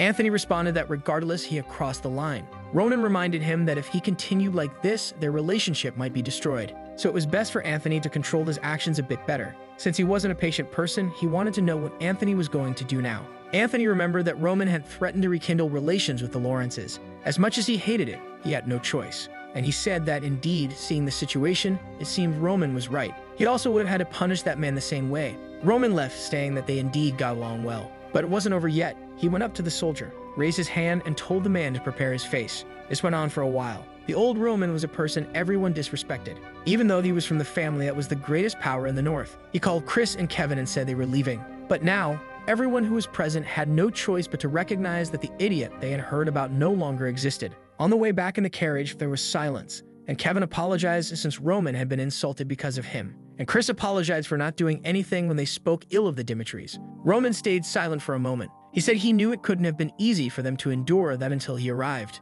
So it was a good job that they managed to hold on. Being hasty would only have led to the worst-case scenario. But that wasn't the answer he wanted. Since no one in the entire North should have the courage to lay hands on the Dimitri family, they've got to remember the faces of those men and never forgive them, because Roman doesn't accept anyone being above him. And the only ones who can follow him are those who are above everyone else. And they would have to adapt to live that way. Back at the Dimitri mansion, someone handed over papers about the Barco family. It was Hans, who mentioned that lately those guys had been taking some strange actions. Roman already knew that the Barcos had appeared in the northern region over 100 years ago, but they only started gaining relevance when someone from the family entered the central government. Roman commented that their military strength was much weaker than he had thought. Hans agreed, saying it was strange that their status was so high considering they were so weak. Roman said that this proves how strong the central government is. The Salamander continent has 6 kingdoms, and Cairo is the smallest and weakest. That's because it's surrounded by all the others, so they've always been attacked throughout history. Because of the strong enemies at the borders, they were forced to join the central government to survive. That's because their authority in recruitment is absolute. If a family rejects the recruitment, troops are immediately sent to that place. After the kingdom is taken, the lands are divided among those who participated in the conquest. Roman believed that's why the Barcos are currently so influential. And Hans said that apparently, that's the only explanation. And now they knew how they got a big loan from the bank. Probably with that money, they must have bought some mercenary companies. And most likely, the Burgess mercenary company will be hired since they're famous for territorial disputes. Hans said that at the pace things are going, the attack on the Lawrences will happen in half a month. Roman knew that if that's the case, they had nothing left to prepare. Hans commented that if the Barcos really attack, the Lawrences will survive for at most a month. Now Roman was thinking that he had told the Barcos that he wouldn't get involved in the Lawrence case. However, he wouldn't be able to live as Roman Dimitri if he let someone threaten him and get away with it. Not to mention, no matter what the Barcos did, they would never have enough power to defeat the Dimitris. It would be extremely easy to defeat them if he simply used the power of his family. But in this region, because they weren't nobles, no one saw the Dimitris as a threat, and he needed to create an opportunity to enter the grand stage of this world, just as he had done in the past. He then stood up and told Hans that he needed to find his father now. It was time for them to make money from the promise that was made to them. The scene shifts to a lot of scared people in the city, and a man in bloodied armor arriving. It's the rank B mercenary Lucas, who says that apparently the Dimitris haven't changed at all. The scene then shifts to a blacksmith. The man says his items are destroyed, and asks Lucas if the fight was really that difficult. He replies that it was hard because the guys he was with were so dumb, and almost everyone died. The blacksmith says that this sword is of low quality and asks where he bought it. He said he had to grab one from some shop and he almost lost his life because of it. The old man says he should know that the best items and weapons are always made by the Dimitris. Lucas stands up and says he already knows that, which is why he's here to request a full set. To him, it doesn't matter how long it takes since he'll be recovering here in Dimitri. He's already tired of the battlefield. That's when he sees some people gathering and looking at flyers. He wonders why everyone seems so excited. Usually, that only happens when there's a war or a really good job. He decides to take a look, and there's a recruitment notice. The notice only says that the person needs to be healthy and have the desire to get stronger. There are 30 spots and the salaries would be 8 silver coins per month. Lucas thinks that considering a family of 5 lives on 5 silver coins, it's pretty good even considering the risks. That is if it weren't for this special condition. The person would belong to Roman Dimitri and not the entire family, and only those who are willing to risk their lives for him should sign up. The old man next to him tells him not to even dream since hundreds have already applied. Lucas laughs and says that as a rank B mercenary, someone like him would cost at least 50 silver coins. But then he notices what the man said, and asks if hundreds of people have really already registered. The old man says yes, everyone who saw the notice ran to apply. Lucas then asks why everyone is so eager to work for the Dimitri idiot. Imagine the suffering a soldier would endure being under an idiot like that. At that moment, everyone fell silent, and the man only said that Lucas must not be very informed since he's an outsider. Lord Dimitri had taken down the Bloodfangs and was taking care of his people. No one believed it at first until they heard what Clark said. That's because since Clark's son became one of Roman's subordinates, his entire family has changed. He wonders what the boy's name was again, and then he remembers it was Kevin. A little earlier at the mansion, Kevin asked why he wanted to take a break, but Roman only said that rest was part of the training, so he had 3 days to relax. It was a reward for his hard work, so he should enjoy some time with his family. Kevin just thanked him. However, taking a break now felt strange to him, since in the past he couldn't even survive even working every day. He wondered how his family was doing since he had been at the castle for so long. On the way, Hans met him, handed him some clothes, and said that Lord Roman had those prepared before he went to meet his family. Besides that, he also sent some money so Kevin could buy some gifts before seeing them. From now on, he would be earning 30 silver coins a month so he could spoil his parents a little. And now he was walking through the city, all bright and cheerful. He had never worn such fine clothes or felt so calm. Not to mention it was the first time he was bringing fresh bread to his family. He was excited since his sister always said it was her dream to eat fresh bread, and she always complained when she had to eat those hard pieces of bread. Unfortunately, no matter how much he worked, buying something like that was impossible, especially considering the situation his family was in. But now, no matter what happens, he will become stronger, and that will never happen again since he's being guided by Roman. However, he notices something strange. His mother is quite calm. His father is even eating pastries, and his sister is playing with flowers. He had no idea they were living like this. He imagined they had been sent to a better place, but not like this. And at that moment, they called out to Kevin. All excited, they hugged the boy and said they missed him. He was going to ask about the house, but his father said it was Hans who had given it to them to cultivate. Not to mention that the city's knights also helped with the entire move. Suddenly, Kevin started crying and thanked Lord Roman. But that's when his father noticed something. He saw the slap mark on the boy's face and asked what it was, wanting to know if Roman had hit him. Kevin explained that no, it wasn't that. But his mother said he didn't need to lie. He pushed her away and told her not to even think about it because Roman wasn't that kind of person. And that's when he decided to explain the truth. And his father later commented to his friends at the bar. They were shocked to learn that Roman had hit a Barco knight just because of an insult. In the city, everyone knew that the Clarks were living much better since their son started working for Roman. They not only got a house but also land a farm. The story was so surreal that people even speculated it might just be someone who looked like him. But now the dream of poor children was to be like Kevin and work for Roman. Everyone wanted to gain his trust and improve their own lives. And that's why the place was full of people.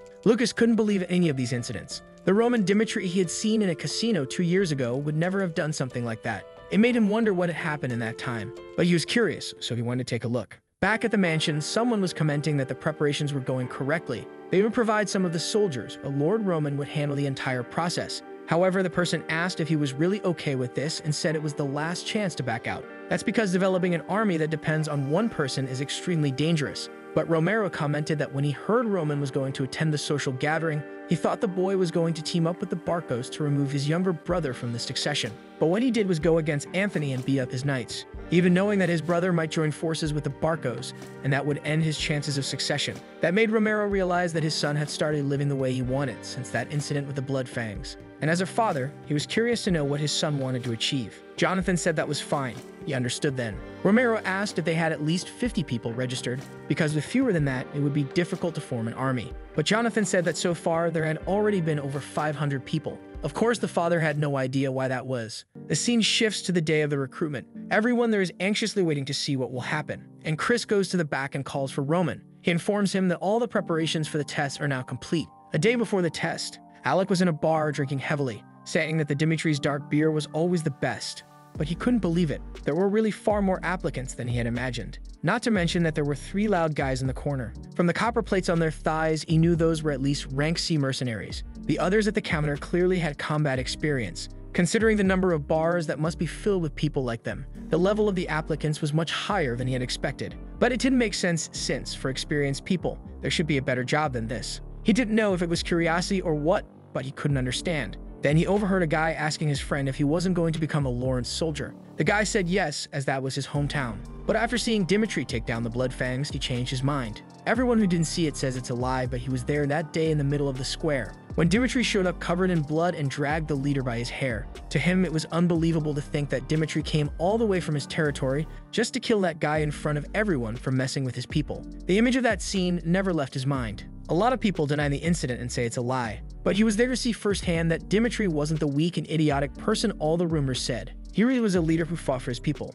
and that's why he's there to gain residency in Dimitri and become one of his subordinates. Lucas understood that what the boy meant was that it was worth dedicating his life to this person. Maybe all this commotion really wasn't a coincidence. Back on the day of the big test, everyone was there, excited and chatting, while Lucas was now undecided about which choice he should make. He knew that the strongest people there, like him, still had doubts about the rumors. This meant that the choice could only be made when he saw the true Roman. Suddenly, everyone fell silent. It was because someone was approaching. Of course, it was our armored boy. He passed by and everyone bowed. Lucas noticed that no command had been given, but still, everyone lowered their heads. This proved that the rumors were true. Dimitri only climbed the stairs and told everyone to lift their heads. As mentioned in the notice, he would recruit 30 soldiers to fight by his side. But first, he wanted to inform them that he, Roman Dimitri, had no plans to live in an isolated territory for the rest of his life. He would continually fight and conquer ever larger territories. He would be involved in wars where it would be impossible not to lose lives. So those who plan to follow him without being fully determined should turn back now.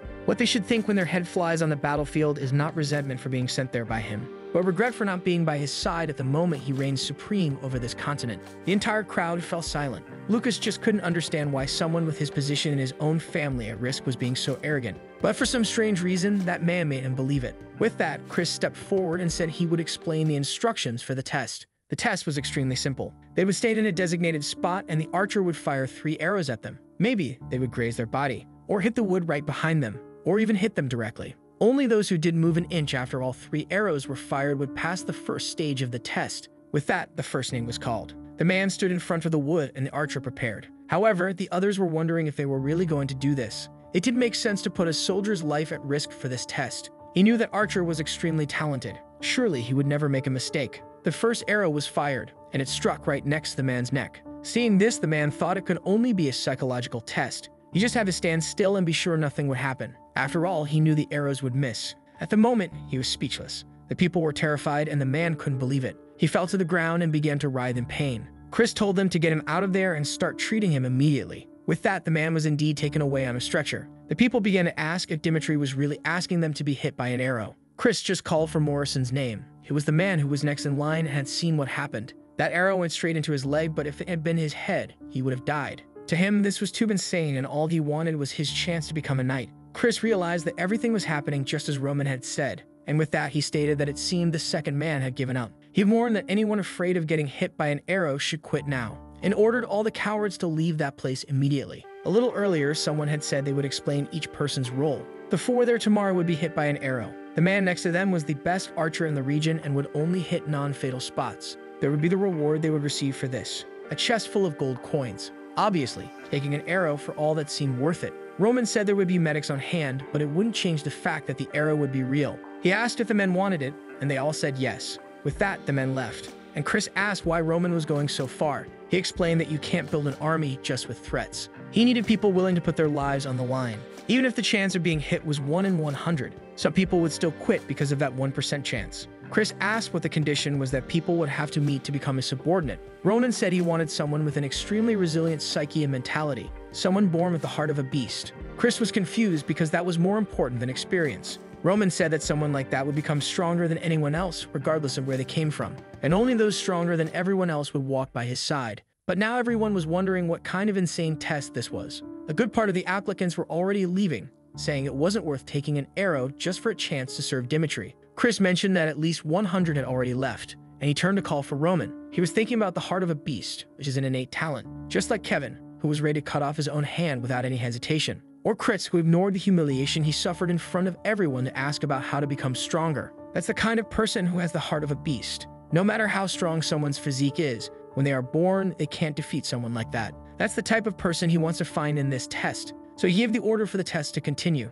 The next participant was panting heavily. Lucas remembered the guy from the bar. It seemed he really meant it when he said he wouldn't give up, but he was trembling a lot. He was terrified, but this was his only chance to show loyalty. There was no way he would quit without even trying. The first arrow nearly grazed his head. He looked at it and knew he could have died. Another arrow was being prepared and he wondered if he should give up. The second arrow hit right next to his arm and he knew it would all be meaningless if he left now. But the last one was coming and there was still time for him to back out. He wanted to say something, but the fear was overwhelming. And with that, the arrow struck the middle of his leg. Chris announced that Henderson had passed. Lucas realized the man was about to quit but got lucky. Arrow was fired in time, and so the tests continued. Out of 500 participants, after 100 fled, 400 remained. And out of those, only 120 had the courage to endure all 3 arrows. Roman observed each person who passed, those who trembled but still stood their ground, and those who remained still without even flinching. To him, both were equal because they had the courage to suppress their fears. Now it was time to start looking for the hidden gems,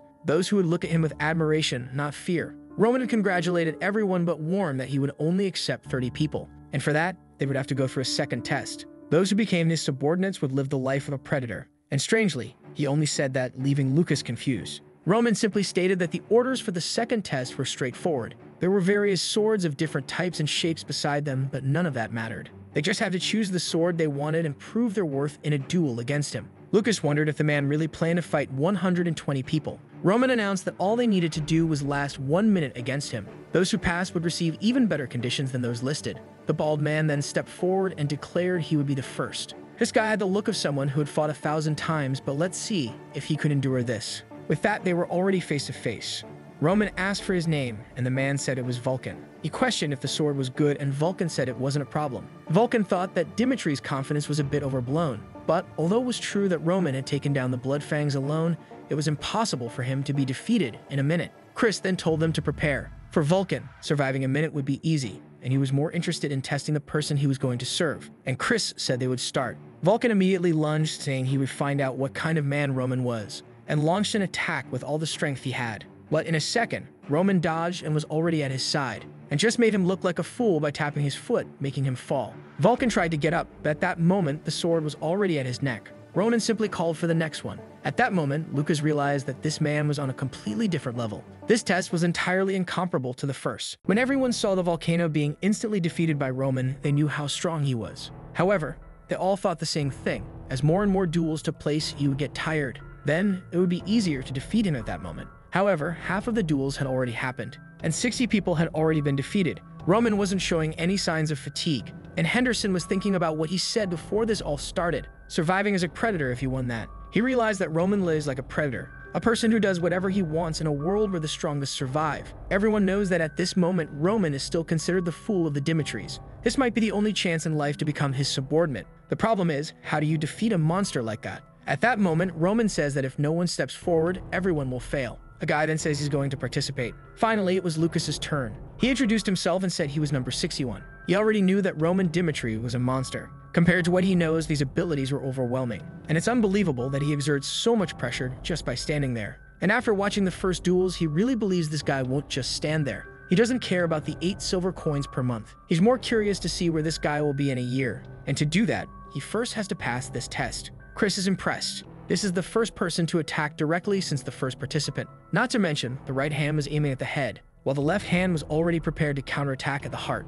Roman easily blocked the first strike, and Lucas noticed that the backward movement put him out of reach of the dagger. However, he wanted to know what he would do with it, and he sent the dagger in Roman's direction while launching another attack with the sword. However, Roman blocked the attack and deflected the dagger with the scabbard. As soon as Lucas saw this, he retreated once again. From his experience, every knight eventually starts to have some opening as they get tired. However, at this moment, Roman was like an impenetrable fortress. But he couldn't stop now, as it would be over for him if he hesitated for even a second. If he wants to pass this test, he has to keep the initiative. Roman smiles and asks if his name is Lucas, and says that it's not bad at all. This isn't the right attitude on a battlefield, but it is the correct one in a duel. Clearly, the boy had a natural instinct. However, it's obvious that he wouldn't let the guy hold out for a minute that easily. This 1 minute is actually to show how powerful the squad he's going to create will be. And the purpose of this test is to establish the difference in strength so that they always remember it. And to do something like that, you would have to end this once and for all. At that moment, Roman goes on the attack while Lucas is still dodging. But remember that the guy is a B-rank mercenary. Everyone considers that the limit of effort. This is the maximum of a regular person who has no mana control. And since the first condition to reach a rank is at least to have awakened mana, he reached his limit, and no matter how hard he tries, he will never leave B rank. However, even so, he survived. On battlefields where countless mana users died over and over again, he stayed alive. And that's how he realized that to survive and win, you always use any means necessary. Roman ends up not being able to complete the attack. And Chris remembers that in the rule, he never said anything about not being able to throw sand in the eyes. The only mission given is to survive for a minute and nothing more. As soon as Lucas falls, he immediately gets up again to attack. However, he stops for a second. Roman was clearly ready to defend against this attack. Even though his eyes were red, he was still looking directly at him. With that, he just laughed. He dropped the dagger and said he surrendered. In the celestial demon cult, the first thing you learn before fighting is how to keep your eyes open at all times. That's because in a fight, a blink of an eye is enough for someone to die. Just like breathing has to be controlled every second, blinking is also something that has to be considered. And that's why they always train to keep their eyes open in any situation, no matter what happens. A person should never give in to fear or try to escape without observing what's going on. He then hands Roman a bottle of water. As Roman washes his face, he stands there desolate. He wouldn't have used sand if he had known the guy wouldn't change his expression. It just made him look pathetic for using everything he had available and still failing. He wonders if Roman would be disappointed, but then remembers that he had no expectations. Maybe then he would be punished for it. But Roman only called for the next. Lucas was confused that the guy didn't even comment on it, and the people in the audience wondered the same thing. Why didn't he mention that dirty move? But Roman already knew about that plan. The moment he dodged, he saw the movement, his hand going to his waist and grabbing that sack. However, he decided to continue to see what he would do in the best situation. The hell Lucas experienced and the amount of blood he saw, he has no doubt. The blood seen by Bake was enough to create an ocean. That's how a celestial demon is created. He then asks if no other applicant will step forward. And with that, time begins to pass. And another guy enters the field. Once again, he dodges the attack. However, now everyone was trying to play dirty. So he tried to throw a stone at Roman. Chris noticed that Lucas's influence is making everyone want to last at least a minute. However, even so, none of that was enough. Lucas realized that the dirty move didn't disqualify anyone, but at the same time, Roman didn't feel any pain. And now was the next person's turn. The problem is that none of this was making sense. 2 hours had passed with duels and his breathing was still steady. In the battlefield over a sea of bodies, no one goes easier on you just because you're tired. Your movements become slow and your breathing unstable. That's how you become just another corpse. That's why, for someone who wants to survive on the battlefield, breathing must be perfect and continuous. However, Roman knows how to circulate nature's mana to alleviate the body's fatigue. Combining that with skeletal change, he manages to keep his body in perfect condition. During his times as Bak, he participated in wars that lasted up to 3 days. So of course, he wouldn't get tired from light training like this. Chris then tells all the applicants to gather, and he says that the number of people who pass the second test is equal to 0. However, that doesn't mean no one will succeed because they need to select 30. He tells them all good job and says they're dismissed. A while later, Roman hands in the list of participants who passed and informs Chris that he will have to train those. He says he understands and takes a look at the people who passed. Vulcan, who lost in one move, had enough courage to go before everyone else. He finds it strange that Henderson passed since he didn't find anything special in the kid. Maybe the master saw something he didn't. He finds the rest understandable, except for one. He asks if Lucas really passed, and Roman says yes. Roman asks if there's a problem with that, and Chris responds that he acknowledges Lucas is very talented for a B-rank mercenary. But not only did he commit a grave foul in the middle of the duel, but he also gave up before being attacked. A guy like that would only cause problems on the battlefield. It's not even about honor.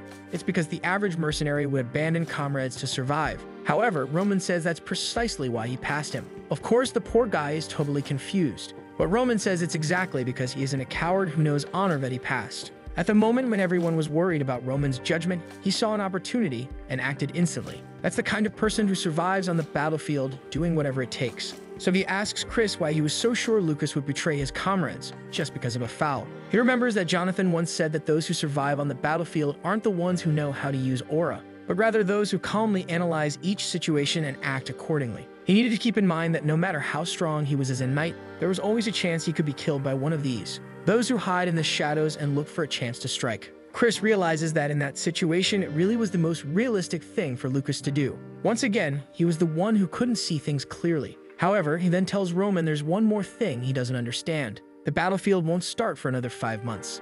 And it's not like the nobles were 100% forced to go, since there's always a political way to avoid it. So why is he already gathering his soldiers when he could escape? Ronan says it will be announced soon, the official letter from the Barco family. In it, they said they had been waiting a long time for the Lawrences to fulfill their past agreement. However, they betrayed their honor and commitment to the nobles. And that's why the Barcos decided to raise their swords after much patience. The sins of the Lawrences were clear, and they weren't willing to pay the debts owed by their ancestors. They even had the nerve to declare that they wouldn't surrender any land as collateral. And that's why this notice was to inform everyone in the kingdom of Kiro. The Lawrence family has 1 week to surrender the lands, or else the central government will support, and a territorial war will be waged against the Lawrence territory. When Chris hears this, he asks if that's what Roman is preparing for. Roman says that's exactly it. This troop will get involved in the war between these two. Meanwhile, someone remembers failing the family. the person who was responsible for making the Dimitris no longer support the Lawrences. To Flora, she was the one to blame for everything happening to the family and the territory. She wakes up in the middle of the night. Every day she was having these nightmares, and she kept asking herself what she had done. In the Lawrence mansion, everyone was wondering if it was because of the broken engagement. It seems she had been rejected by Dimitri because she had made a mistake. However, now she wasn't even leaving her room, and the war against the Barcos was about to begin. Standing inside it, she couldn't even get out of bed. She always thought she was a smart person. She passed the advanced class at the academy with great grades. From her father's warm smile, she always thought she was a good daughter. But now she realized that without the family's support, she was nothing but a flower in a cage. The guy being called the fool of the Dimitris was something hilarious, because in the end, the fool was her. Now she doesn't even have the confidence to look her father in the eye. She wonders what he would do in this situation. If she stopped to think, Roman is the complete opposite of her. No one had any expectations or desires about what he would do. However, with his own strength, he subdued the blood prisoners and elevated the family's name. She doesn't understand how he was able to do something like that without anyone and why he's so strong. But even putting all that aside, the difference between them is that he had the courage to act. At this moment, one of the butlers knocks on the door and says that the meal is ready. The servants begin to look at each other with concern as she never appears. When she finally opens the door, visibly shaken, she says she's going to the library. She knows her father is doing his best to get some help from other families. However, she knows that no one will help them in this situation. This means that just as Roman resolved the blood prisoners by himself, they will have to find a way out of this with the strength they have. Meanwhile, someone calls for Lawrence in his room, informing him that the Martel family has refused the proposal. He says to contact the Vaster family, but the person responds that they have also already refused. The person tries to explain that no matter who they ask, no one will want to bet on a war against the Barcos. Moreover, there will always be rumors that whoever supports them in this war will suffer afterward. Besides, in the announcement, the central government gave its support, so those who don't participate also have a chance to receive lands. Meanwhile, Flora is just reading books. She knows there's 1 week left. That's the time she has until this war begins. She needs to find the best course of action in this situation. Meanwhile, her father punches the table, angry because those bastards always favored him, but now in this war, no one is supporting them in the conflict. He asks if the gold bank will lend anything, and he says yes, but the investigation will only be completed in a week, which makes it obvious that they are basically siding with the Barcos. He wonders if there really is no solution, and one of the men at the table says that perhaps it's just better to surrender to the Barcos. All the support they would receive from neighbors has been cancelled, so by surrendering, they would protect some innocent soldiers and not lose everything. No one in the room could argue against that. Even Lawrence said it was something to consider. However, that's when someone at the door said Miss Flora wanted to talk. He was going to say he was busy, but she opened the door at that moment. Her father asked what she was doing there. She said she had something to say. However, this story likes to jump back and forth, so now we're back to Roman's conversation with Chris. At the moment, he said that Roman Dimitri would get involved in the war between the Barcos and the Lawrences. Actually, it's not Chris, it's his father who asks if he really knows what that means. He says yes, and his father asks why he wants to go through with it. This is a legitimate war of the Barcos, confirmed by the central government. And since he canceled the marriage with the Lawrence lady, they have no right to get involved in this. If they get involved in a war without any reason, all the nobles will break ties and they will be subdued. His father says it seems that the son is not as rational as he thought he had become. However, Roman calls for him and asks how he wants him to live from now on. His father, confused, questions why he's bringing this up out of nowhere. But Roman says he's not getting involved in this war just because of a change of heart. He tells his father that he received a threat from Anthony Barco that complicated the marriage he was going to have. He has no way to plan, but when he heard that, one thing came to mind. People say that the Dimitris are the true strength of the North, but for some reason, the Barcos still think they are above. As he is the lord of that place and does nothing, he believes that he must be satisfied with the situation. However, Roman Dimitri is different and wants power. He won't stand by and watch the name of the Dimitris be tarnished, whether by the Barcos or anyone else. He has more than enough reason, just as the Barco War is merely a non-existent excuse to gain more power. In this new life, Roman feels as if he's in an endless ocean, but his identity as Bach hasn't changed. He will live a life of domination. He tells his father that he's not asking for the family's help, as he will participate in this war only as Roman Dimitri. All his father has to do is watch. The path he will show is the life he will live from now on. His father knows that your birthplace never changes no matter how great you become. Even if he has a lot of money and a prosperous territory, the fact that he's a commoner doesn't change. In this conversation, Lehanna asked if anything happened with the nobles when he went to the capital. He sat down and said it was nothing much, but he noticed it just from the looks. Clearly, they looked at him differently than the others. Lehanna asked if he wanted to change that. However, he replied that he was content with his current life and didn't want to stray from his path just to gain a bit more. The hope he had, at least, was that his children would be different. Unlike him, who was content with ruling their remote land, he wanted them to surpass their origins and reach an even higher place. His father realized at that moment that the look in his eyes wasn't one he could change. However, this was the moment he had long dreamed of. His troublesome son had grown up without him even noticing. He then replies that Roman can do as he wishes and ask for any help. He was Roman, son of Dimitri, and that means no matter what he doesn't need to carry the responsibility alone. The scene shifts to a blacksmith. The entire street is extremely busy, with numerous shops. Roman realizes it wasn't a joke when they said they were truly the biggest in the capital. In that place, there are factories where multiple blacksmiths work at the same time. Just this one Dimitri street has 30 blacksmith shops open and functioning. If anyone wants to understand how the Dimitris made so much money, they just need to see this place. The steel mines behind this territory are the largest on the continent, and that's why the blacksmiths can sell equipment at much lower prices. And that's why no noble in the Cairo region dares to be hostile to the Dimitris, not only because of the wealth they possess, but out of fear of losing the equipment they provide. And Roman is already looking for a certain someone. The person who is the symbol of the Dimitri family is considered a master blacksmith. In the conversation, he told his father that he would handle it alone, but he wanted help with the equipment. His father said he would need to speak with Master Hendrik. When it comes to blacksmithing, he was surpassed by Hendrik shortly after becoming a noble. If he says it's a request from Romero himself, he will certainly get everything he needs. However, he had to keep in mind that the Dimitri blacksmiths were extremely proud. They wouldn't be nicer or kinder to him just because he bore the Dimitri name. Only someone who can distinguish the quality of steel and the skill to use it can earn blacksmith's trust. Everyone is staring on the street, and Dimitri realizes it's exactly as his father said. That's to be expected considering the actions of the past Dimitri. In the shop, someone says to take a look at the person who arrived, and Hendrik asks what he's doing there. Roman says he believes his father sent word about his arrival. The blacksmith asks if it's about the equipment for 30 people. The blacksmith says he thought he only said that to steal some items and then sell them because he's out of money. He told him to grab some equipment on the side that was more than enough to arm 30 soldiers. Roman asked if those were the only items available, and the guy said yes. So he then questioned if that was the best Hendrik could do. He said of course not, but if he wasn't satisfied, he should just disappear from that place. But Roman picked up the sword and said that apparently the reputation of the blacksmiths in that place was exaggerated. To think he would call something like that equipment for a soldier.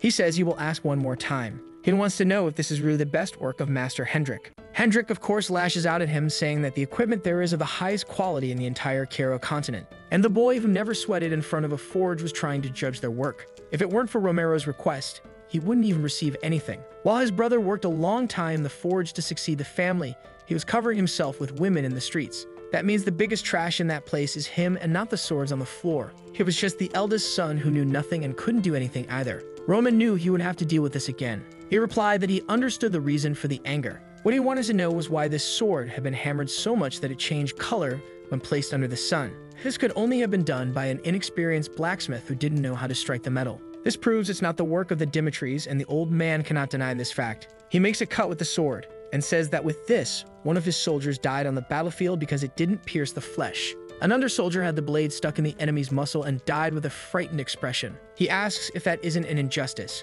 He made the best choice on the battlefield but died like trash because he was armed with trash. Hendrik still doesn't know where he's going with this. However, Roman picks up a chainmail from the ground and asks if that is what they call armor. That wouldn't defend against a single attack.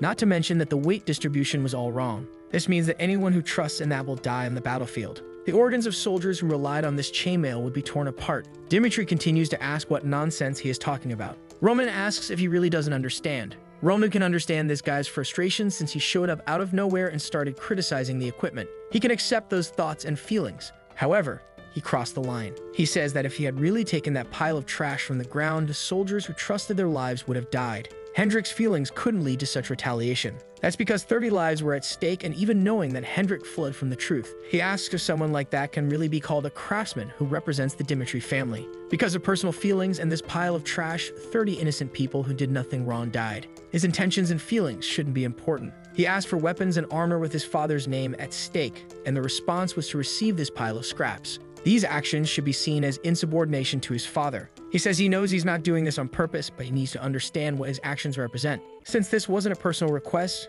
but an order from the Lord for him to deliver good weapons and armor, Roman knows that the hierarchy must never become ambiguous. Loyal people, and even those you consider your friends, the moment they cross the imposed limits, they must be severely punished. He says he will ask again if this can be seen as insubordination. Hendrik says, of course not, and Roman then asks why he's trying to deliver that pile of trash. At that moment, other blacksmiths start asking what's going on. They all begin to curse Roman, saying he has no right to come there and humiliate Hendrik. It's even worse that he's holding a sword. They want to know what he's thinking of doing against Hendrik, and immediately they order him to be stopped. However, Hendrik orders everyone to stand still. The guy asks why, but Hendrik just yells. He turns to Roman and apologizes. The blame was entirely his in this matter. Hendrik remembers when he used to get beaten by his master for trying to make his own swords, who warned him that he would never set foot in that forge again if he intended to do something like that. A little later at home, he was seething with rage at that pig. The guy didn't teach him anything, called himself a master, and just kept beating him every day. That's when he heard someone asking if they were charities by any chance. The guy with the coin in his hand said he knew it wasn't enough for a decent sword. All he wanted was any sword, and he promised to repay much more when he achieved what he wanted. His body wasn't healthy and he needed a weapon to make money. The master replied that he wouldn't deliver it, and the guy kept begging while Hendrik listened to everything. However, the master ordered him to disappear from that place immediately. With that, the guy went back home devastated. However, on the way, Hendrik called out to him. He asked if he really would take that sword for free. Hendrik said yes, and that he heard his situation at the blacksmith's. The guy wanted to pay, but Hendrik responded that it wasn't necessary since he was going to throw it away. He was just happy that the item he made would help someone in some way. The boy thanked him happily, and Hendrik was glad for the first time to have helped someone. However, his expression soon changed when he found the guy dead on the ground. His body was already covered in flies, and seeing that, Hendrik almost vomited. The people around commented that it seemed he had died on a mercenary mission. It seems a bandit tried to strike him with a sword, and when he tried to defend himself, his sword broke. Everyone commented that's why you only go to war if you really have a good weapon. For Hendrik, that wasn't any different than taking his own life. From that day on, he swore he would never let that happen again. But now he was there, old, and almost made the same mistake again. He apologizes and says he will pay the price for his actions. Roman says that if he's willing to take responsibility, then he won't pursue this matter further. He drops the sword and says he knows that Hendrik is one of the best blacksmiths there, so they need to talk business. He's here to get equipment for the soldiers and believes that Hendrik only tried to disobey because of his feelings. But with this, they will bury both their mistakes in the mud. He wants weapons and armor for the soldiers and nothing more. Hendrik realized that Roman had given him a way to escape this without receiving any punishment. What he doesn't understand is how someone can change so much in such a short time. The boy is really not the same as before. And with that, Hendrik swore he would never let something like this happen again. As an apology, the equipment would be made with the best iron available in the Dimitri's possession. And with that, he orders everyone to return to work. And so production begins. While one man sharpens a sword, Roman asks what this business is about him having stolen a sword from Hendrik. The man says that at that time he was drunk and had lost his mind. It seems that 3 years ago, he was drowning in debt and his father was tired of giving him money. So he snuck in without anyone noticing and stole Hendrik's masterpiece. That sword took 6 months to design and another 3 just to complete without him leaving the forge even for a day. And even so, something so valuable was sold to some random guy for a little money. He would never understand what it means for a blacksmith to lose his masterpiece without it finding its true owner. Roman realizes that his past self really crossed the line. At that moment, Hendrik calls him over and says he doesn't forgive him for the things that happened. He is making the request because he was wrong at the beginning, but he doesn't accept a Dimitri's son who knows nothing about blacksmithing.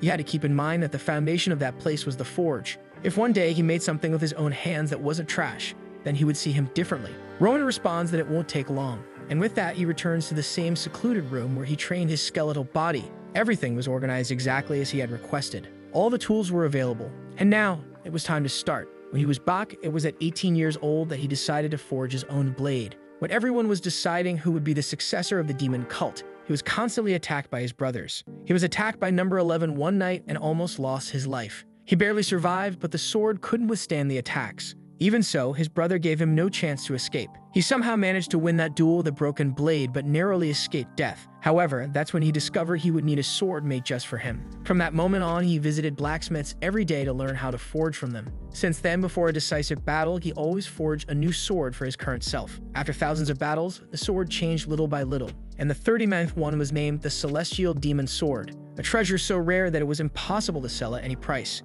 And now for this upcoming war, it was time to make a sword for his new self. And with that, Roman began to work. He had repeated these actions thousands of times and understood the rhythm and strength needed, the concentration required to focus on a single objective. To forge something like this, you needed to be in a trance. While forging, he asked himself what he was living for. In that world, he was forced to survive because he was born as the son of the celestial demon, and battles fell upon him. However, he never saw this as a bad thing. And at this moment, his mind is the same and he will remain true to his reality. However, this life he now leads doesn't necessarily mean he has to go against everyone, and this shows that his training needs to be even firmer. This only shows that he still has no idea of the most powerful forces in this world. Defeat could not be tolerated. He then makes a breath of flames. That was the art of the infernal demon. It transformed all accumulated mana into heat. Even though it wasn't the best that existed, it was the only one this weaker self could use. He couldn't forge many things because his organs would be damaged. However, he desired a power that could face all variables. Back at the Lawrence mansion, Flora says that at this moment they are trapped and out of options. Aid had been cut off and the military difference was clear. She heard the discussion about surrendering to preserve what little land the family had left. However, she believes that's the one thing they absolutely shouldn't do. Suddenly, Lawrence slams the table. He says that preserving the soldiers' lives is the best choice in this war. But Flora said that the Barcos had taken a lot of money from the central government, and everyone knew it was a loan without collateral. That means it has an extremely high interest rate. This is only possible because the Barcos aren't the only ones who will benefit from this war. The bank lent this money to receive part of what they would conquer. This means that all this land will be completely consumed once they occupy it. Everyone falls silent, realizing that surrender was not an option. And her father asks what they should do then. She says there's only one way out. They would have to resist desperately. That was the only way they could survive. Her father slammed the table at the thought of a resistance. For a moment, he had some expectations about what she was going to say. He thought that maybe she would have the discernment to see through the situation and come up with an incredible plan. But in the end, it was just common sense. He then asked if the incredible plan she was thinking of was, for example, closing the gates.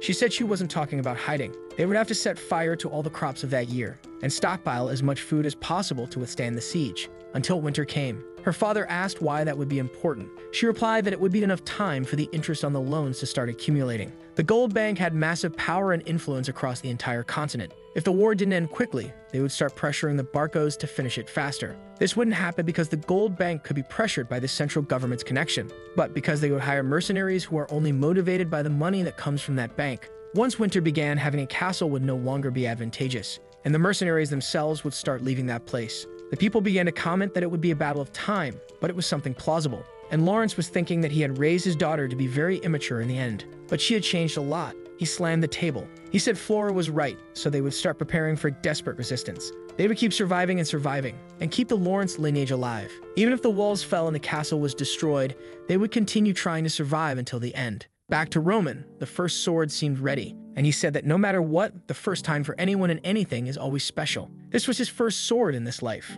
one that would fit perfectly with who he was now, and the name would be borrowed from this world. It would be called Salamandra. The scene then shifts to someone approaching. From the wall of the Lawrence castle, it's a man carrying the Barco family's crest, and up on the wall, the soldiers are all scared. The man announces that as a messenger of the Barcos, he came here with 3 options. If they lowered the gates and surrendered, their lives would be spared. The second option is that they leave these walls and come for a fair fight on the battlefield. There would be a judge from the central government, and they could choose 2 knights to participate. They could choose the type of battle, and the Barcos would accept the decision. Roman just observed and said they don't trust the Barcos. The war proclamation was not justified as the ancestral document had been forged, and they also had no intention of sacrificing the lives of the Lawrence people, while the Viscount said he would never give up. The soldier said the last option was to abandon their pride as a noble family member and proceed with the desperate measure of resisting within the castle. He then turned and said that the Barco family understood their wishes, and that they would exact the price for the blood that would be shed in this siege. On the wall, the soldiers were trembling, and Lawrence was frightened. The war had already begun. He immediately ordered the archers to fire. The first arrows were shot, and the Lawrence army was already advancing. It was classic medieval warfare, face to face. Meanwhile, someone was throwing their helmet to the ground. It was the Barcos who were furious with these insolent people for not respecting them. They had prepared 3 times more soldiers, so why weren't they surrendering? The soldier behind expected it to be decided in an hour, but the pace of the battle was quite different. The man replied to the Lord that the Lawrences seemed prepared to stretch this fight. They had dug around the entire wall and given access to the river so the soldiers couldn't get close. And from the number of arrows fired, it was clear they had enough war supplies. The leader couldn't understand why these damn people chose to resist desperately in just 1 week. They had calculated everything perfectly so that they would simply surrender. So why were they risking locking themselves inside this gate? He couldn't understand where the plan went wrong. The knight asked the Lord what they would do. The man said it was obvious. They would use that. The man trembled and said he understood. The man smiled and said that Lawrence was not a person with a very strong mind. After all, he sold his daughter to the Dimitris when he felt the pressure from the Barcos. He is the type of man who shrinks when a crisis begins. But on the wall, he was telling everyone to move. They should prepare again because it was impossible to know when the Barcos would attack again. And the father told Flora that she was right. The Barcos attacked just to make them surrender, but as soon as they saw the resistance, they retreated. She said she realized that she herself had to become stronger, instead of waiting for problems to be solved. This was the path in life that she decided to follow from now on. Her father was moved and apologized for forcing her to marry the Dimitris. To him, at that time, it was the only way they could survive. However, from now on, he will always believe that she will be able to make a good choice. Flora was very emotional, but then her expression changed. Suddenly, the wall in front of them exploded. A single attack had torn apart the front section. She went to check how this was possible, and there she saw that the Barcos had a catapult armed with magic. Flare was a well-known item in wars. These were called magical weapons. Each shot with that thing is extremely expensive and should be used strategically. Not to mention that it cannot be used without government permission, no matter how much money someone has.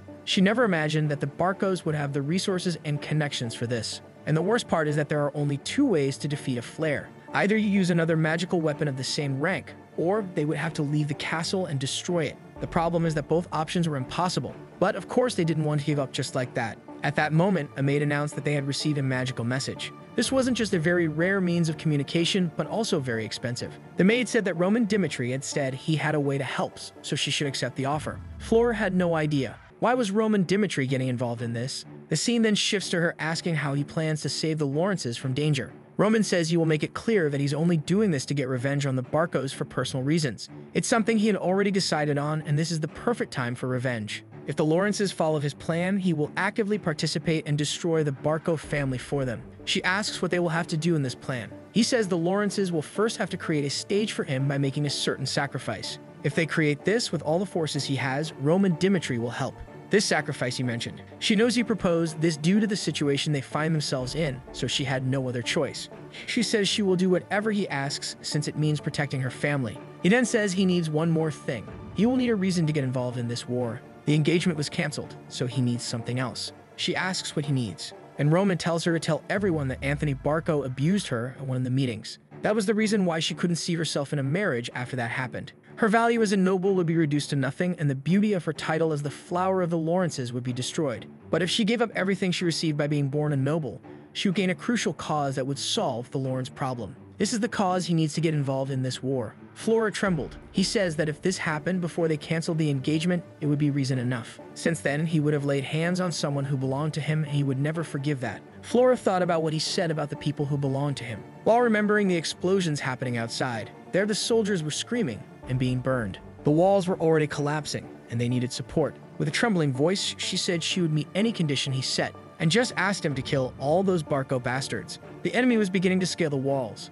and Lawrence gave the order for them to defend and keep resisting. But at that moment, a hooded man appeared and lunged to take Lawrence's life. He saw that he wouldn't be able to dodge in time, but then he was struck in the face. Flora had shot an arrow. Her father turned and asked what she was doing there, but she only said that they would have to open the gates and face the Barcos head-on, and he asked why she was saying that. She explained that Roman had promised that he would help them. As the troops entered the castle, they would destroy the flare. Her father asked why Dimitri had changed his mind now. She said there was no time to explain, but she was sure. He was a man who kept his word. In another place in the forest, Roman was observing a magic crystal, when Chris approached and asked if they would attack already, but Roman replied that they wouldn't. Chris said that at this rate, the Lawrences would be defeated before they got involved. The flare was an extremely powerful weapon that would destroy that wall. They needed to launch this attack at this very moment, but Roman just asked why he would do that. Whether the Lawrences fell or not was of no importance to him. He then told Chris to pay attention. Among the deaths of hundreds of people he doesn't know, ensuring that none of them shed blood is much more important. The Lawrences would indeed lose a lot of people because of this, but that's their fault for following a lord who lacks capability. However, unlike them, those who follow him would not become meaningless sacrifices. Chris simply responded that he understood, but he had no idea how the guy could make such a choice. At that moment, the Lawrences gave the order for the gates to be opened, and they commanded their soldiers to move forward. The army from the ships began entering the castle, and the Lawrences were there waiting for them. A man with a red beard smiled and said they didn't know their place, and the guy made a slash that split the poor fellow in two. That was the Burge mercenary company. The first one to fall to the ground was already screaming and begging for help. The troops started moving forward, but everyone knew they were marching to their deaths. From the wall, Flora continued giving orders for them to resist until the end and not retreat. She knew that if they didn't even serve as a trap, he wouldn't appear. However, suddenly the sounds of horse hooves were heard. Someone was approaching from the rear of the base, and the leader asked who they were. Obviously, it was Roman's personal cavalry arriving. For him, the moment for the soldiers to risk their lives had come too soon. He knew that most were insecure and anxious at that moment, but this was the reality they would have to face. And he promised that whoever survived would live the life of a predator. However, in the end, it was each person's individual skill that determined who came out alive. He warned everyone that the priority was to reach the base of the ships and destroy the siege weapon. He knew the Lawrences would be insufficient to create a good distraction, and he didn't expect much from the soldiers either. That's why he would be the one leading the vanguard. He was going to massacre everyone in front of him and clear the path for them to just deal with the rest. But they had to keep something in mind. The priority was to destroy the siege. The captain, seeing this, thought they were a bunch of idiots thinking they could win with so few soldiers, and he warned his men to prepare to take down these crazy guests. The knights raised their shields and spears, and Roman went head-to-head against them. He approached and raised his blade against them all. He threw himself into the middle of the barricade and cut down the first ones. His horse was killed, but the Muram world always followed one rule. The celestial demon was always at the forefront of the demonic cult, because he himself was supposed to be the invincible unit, and anyone who faced him was destined to lose their life. What everyone wondered was why he stayed in the most dangerous position,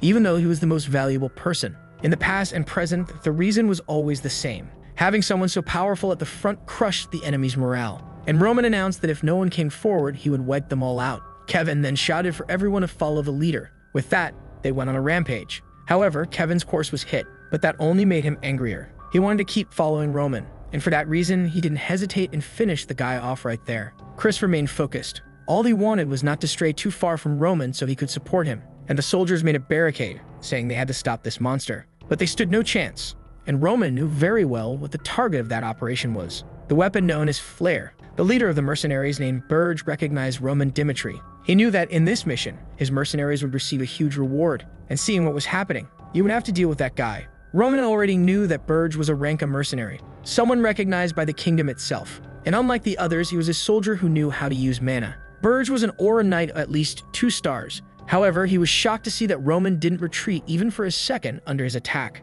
The boy's blade was already surrounded by a purple energy, and man, he struck the guy full on. Burge managed to defend himself but realized Roman was too strong. With that, he started retreating, trying to protect himself. But the slash went through, and it took 5 seconds for him to fall to his knees. That was the amount of time the rank of mercenary could resist against Roman. The enemies were terrified to see the captain die like that. All the allies were all ecstatic. The leader of the ships ordered everyone to kill that bastard, but he was just thrashing about and the men said it was too dangerous. Roman was curious about something else. This weapon called Flare, the product of something that didn't exist in the Muram world. He then activated the art of the heavenly demon. That was the first form of the sword technique, and with that he tore Flare in half. The soldiers of the ship realized they stood no chance. The expensive item they had brought had been destroyed. Roman called out to the Lawrences and said that he would destroy the siege weapon. He had destroyed the Barco's siege weapon. From the wall, the people were cheering, but there was someone more emotional than anyone else. It was, of course, Flora, impressed that he had said it and then done it. To her, it was clear that with the destruction of the Flare, the Barcos had no choice but to retreat. In that battle, Chris had used his aura differently than before. Instead of trying to make the energy explode, he tried to keep it condensed like Roman. Some friends had ridiculed him when he left everything behind to follow that man, but unlike them, he was growing. Even if he wanted to deny it now, it was impossible. The method his lord followed was the correct one. However, then he became confused. His friends were all lying on the ground, exhausted and worn out. But the most incredible thing was that they had all made the effort to follow the leader. Yet the amazing part was that none of the 30 had even been injured. And strangely, the 30 people he had chosen were the right ones. And there was only one reason why all of them were safe. The person who had gone ahead and defied logic. Roman approached and said they had done well to survive. Their role in this was now over. The Lawrence gates were then lowered, and the Dimitri army entered the castle. Of course, everyone shouted his name, shouting that he was the hero who had saved all of Lawrence's territory. The Viscount couldn't help but feel ashamed. He knew he wasn't capable, but the boy had gone ahead and done everything he needed by himself. That was truly destructive talent. Romero had raised a terrifying tiger, and if he had made any mistakes, that man would have been his son-in-law. It was a pity, but that was the past. He then called out to Dimitri and said that he was also the hero of that place. He thanked him for his presence and said it was a pleasure to see him there. Ronan simply smiled and shook hands while the people cheered. He entered the castle and was about to go into a room when someone asked him to wait. It was, of course, Flora who wanted to thank him. She said she knew they hadn't fulfilled their role as bait properly, but even so, he hadn't abandoned them in the end. So she wanted to thank him from the bottom of her heart. Ronan simply replied that he had fulfilled his part as promised. The Lawrences had done as much as he expected them to do. Flora said she wanted to repay this favor no matter what. She didn't want to just offer words of gratitude. So whenever he wanted, all he had to do is ask, and he would receive it during his conference. She would stand by his side and ensure that he received whatever it was. Then he smiled and said that if she really wanted to return the favor, he wouldn't refuse. He opened the door and told them to enter the conference room. He sat in the chair and listened to the conversation between the nobles. Their plan was to propose ending the war with the Barcos because they would accept it. This was because the Barcos still had many soldiers, and they would only take risks by advancing. The best plan was to abandon the past and seek peace. All Roman could think of was that he was in the herbivore's room. The Viscount agreed and said that they really didn't have enough strength to continue resisting the Barcos' attacks. They would send a messenger. At that moment, Roman asked if he could give his opinion. Everyone fell silent. He received permission and thanked them. He then explained that the Barcos were now under financial pressure. They would have to pay the cost of this attack and still return the money to those they had borrowed from. If they sent a messenger asking them to surrender, all they would receive is his head back. The people hadn't thought of the obvious. Now that the Barcos are cornered, they won't retreat. Roman said that the soldiers outside were still carrying bodies and questioned whether anyone had felt anything witnessing that. The Barcos should not be forgiven, and they needed to show this to everyone. This was their chance to show the world what happens to those who decide to attack the Lawrences. The Viscount said he knew that, but what would they do if they didn't have the strength? Roman said that there was only one way to finish them. The Viscount felt cornered. To Roman, a herbivore had no choice but to become the prey of a savage. Meanwhile, on the Barcos side, someone was shouting. It was the captain banging on the table, asking why the damned Roman got involved in this war. A large-scale attack would be too disadvantageous. Now he only had one option left: a one-on-one combat. Each family would send a representative, and the central government would appoint a judge to oversee everything. A true duel of warriors. The Viscount said that warrior battles had already deteriorated due to connections and money. The Barcos, despite being affected, still had a lot of money and connections with the government. It was unpredictable which master they would call to participate in something like that. Roman said he understood what he was saying, and that's why he would provide the certainty he was seeking. The room fell silent, and the Viscount was confused, asking what certainty he would deliver. Roman said that the certainty that a warrior's battle would be the best option. The Barcos have a 3-star knight, and he is probably the one who will fight. He would represent the Lawrences and fight for them. He was certain he could guarantee at least one victory regardless of who the Barcos sent. The problem was that it wouldn't matter if he won one and they lost two. So their subordinate, named Chris, would participate in the final battle. He was a genius who could defeat even a 3-star opponent. If they emerged victorious in this combat, the entire reputation of the Lawrences would be resurrected. He looked at Flora and told everyone to make their decision. That's when she remembered the conversation they had before entering. Apparently, this was the favor he wanted to ask. She could understand the implications. He would take on the role of defending them, but the Lawrences would have to deal with any unknown variables. She was only afraid of what this would lead to because she felt that man was very dangerous. But now she couldn't go back on her word, so she said she was in favor of this combat. Soon after, the agreement was made by both parties, and everything was organized for a week later. Now things moved forward. A man introduced himself as Count Eritz and said that the warriors' battle was an event blessed by Valhalla. Both sides would have to accept all the rules, and anyone who broke the rules of this combat would be attacked by the entire kingdom of Cairo. He then ordered both sides to submit their list of warriors. At another table, someone poured a glass of wine. Roman was just observing the calmness of the Barcos. He soon noticed something and warned Lawrence that they would have to change the order of the combat. He was a bit startled since this had been decided a week ago, but he said the problem was this past week itself. He thought the Barcos were afraid of paying more interest, but the truth was they had delayed this on purpose.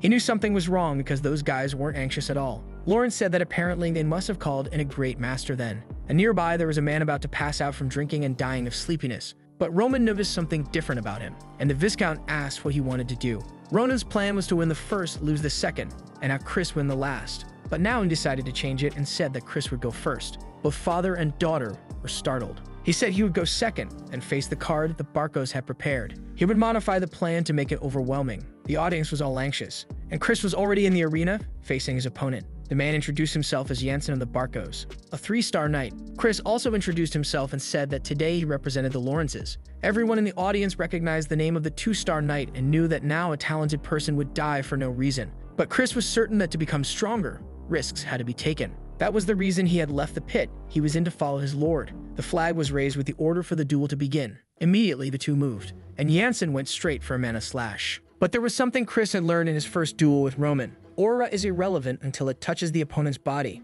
As long as he wasn't hit, the guy's 3 stars were irrelevant. He needed to keep dodging until he found an opportunity. Jansen kept slashing and asking how long this rat would keep dodging. He lunged forward and told him to die. Chris realized that the guy had expanded his entire aura across the field. It was something he couldn't dodge, so what would he do? But then he remembered that Roman had told him to distance himself from the logic that others followed. And then he remembered one detail. A meaningless explosion of mana doesn't show the true potential of an aura. The entire movement of the attack should follow a single direction, and the whole power of the aura should be concentrated on a single point. The two faced each other at the moment of the final blow, and Chris's concentrated aura sliced the man's in half. The stump just fell to the ground, and the entire crowd immediately shouted his name. To them, it was surreal for a 2-star knight to defeat a 3-star one, while Roman was just smiling, the ones obviously trembling with Barcos. Their plan was to end it all in the second fight, but now the final had become the most important one. But they didn't care since they didn't mean to worry about the second match. After all, they had a guarantee in the person they had spent a fortune on. The blue-haired man asked if it was his turn.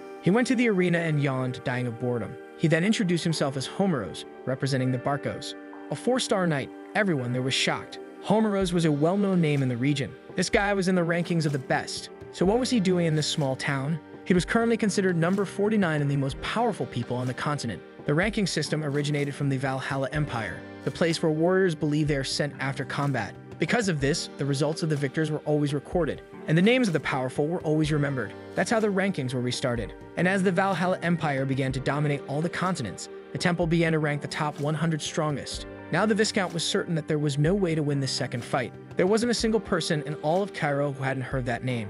Everyone knew that this man roamed the continent, defeating everyone. He was known as the Wandering Swordsman, and now it was clear that this second battle wasn't even worth watching. It was even a pity for the Lawrences to have to face this. However, someone was obviously smiling. Ronan was excited about the fact that the man was a 4-star knight. He had tried to gather information about who the Barcos would send, but it was all superficial. That man in front of them was the trump card the Barcos had been hiding. But he was eager for this. Just as they had hidden their strength, they had no idea how powerful he was. However, Flora grabbed his arm and told him that he had to surrender. His opponent was ranked 49th, not to mention that he was young enough to reach the 30s or even higher. She told him to stop dreaming of defeating someone from the rankings because otherwise, he would lose his life. All they should do was pray that they could win the next fight. Homeros was just watching, and Roman knew that was how someone who felt absolute looked at others. And it was something he obviously didn't like. Flora said this was the unpredictable situation they had talked about, so she would send their soldier. There was no reason for him to risk his life in a meaningless battle. But of course, Roman simply pulled her hand away.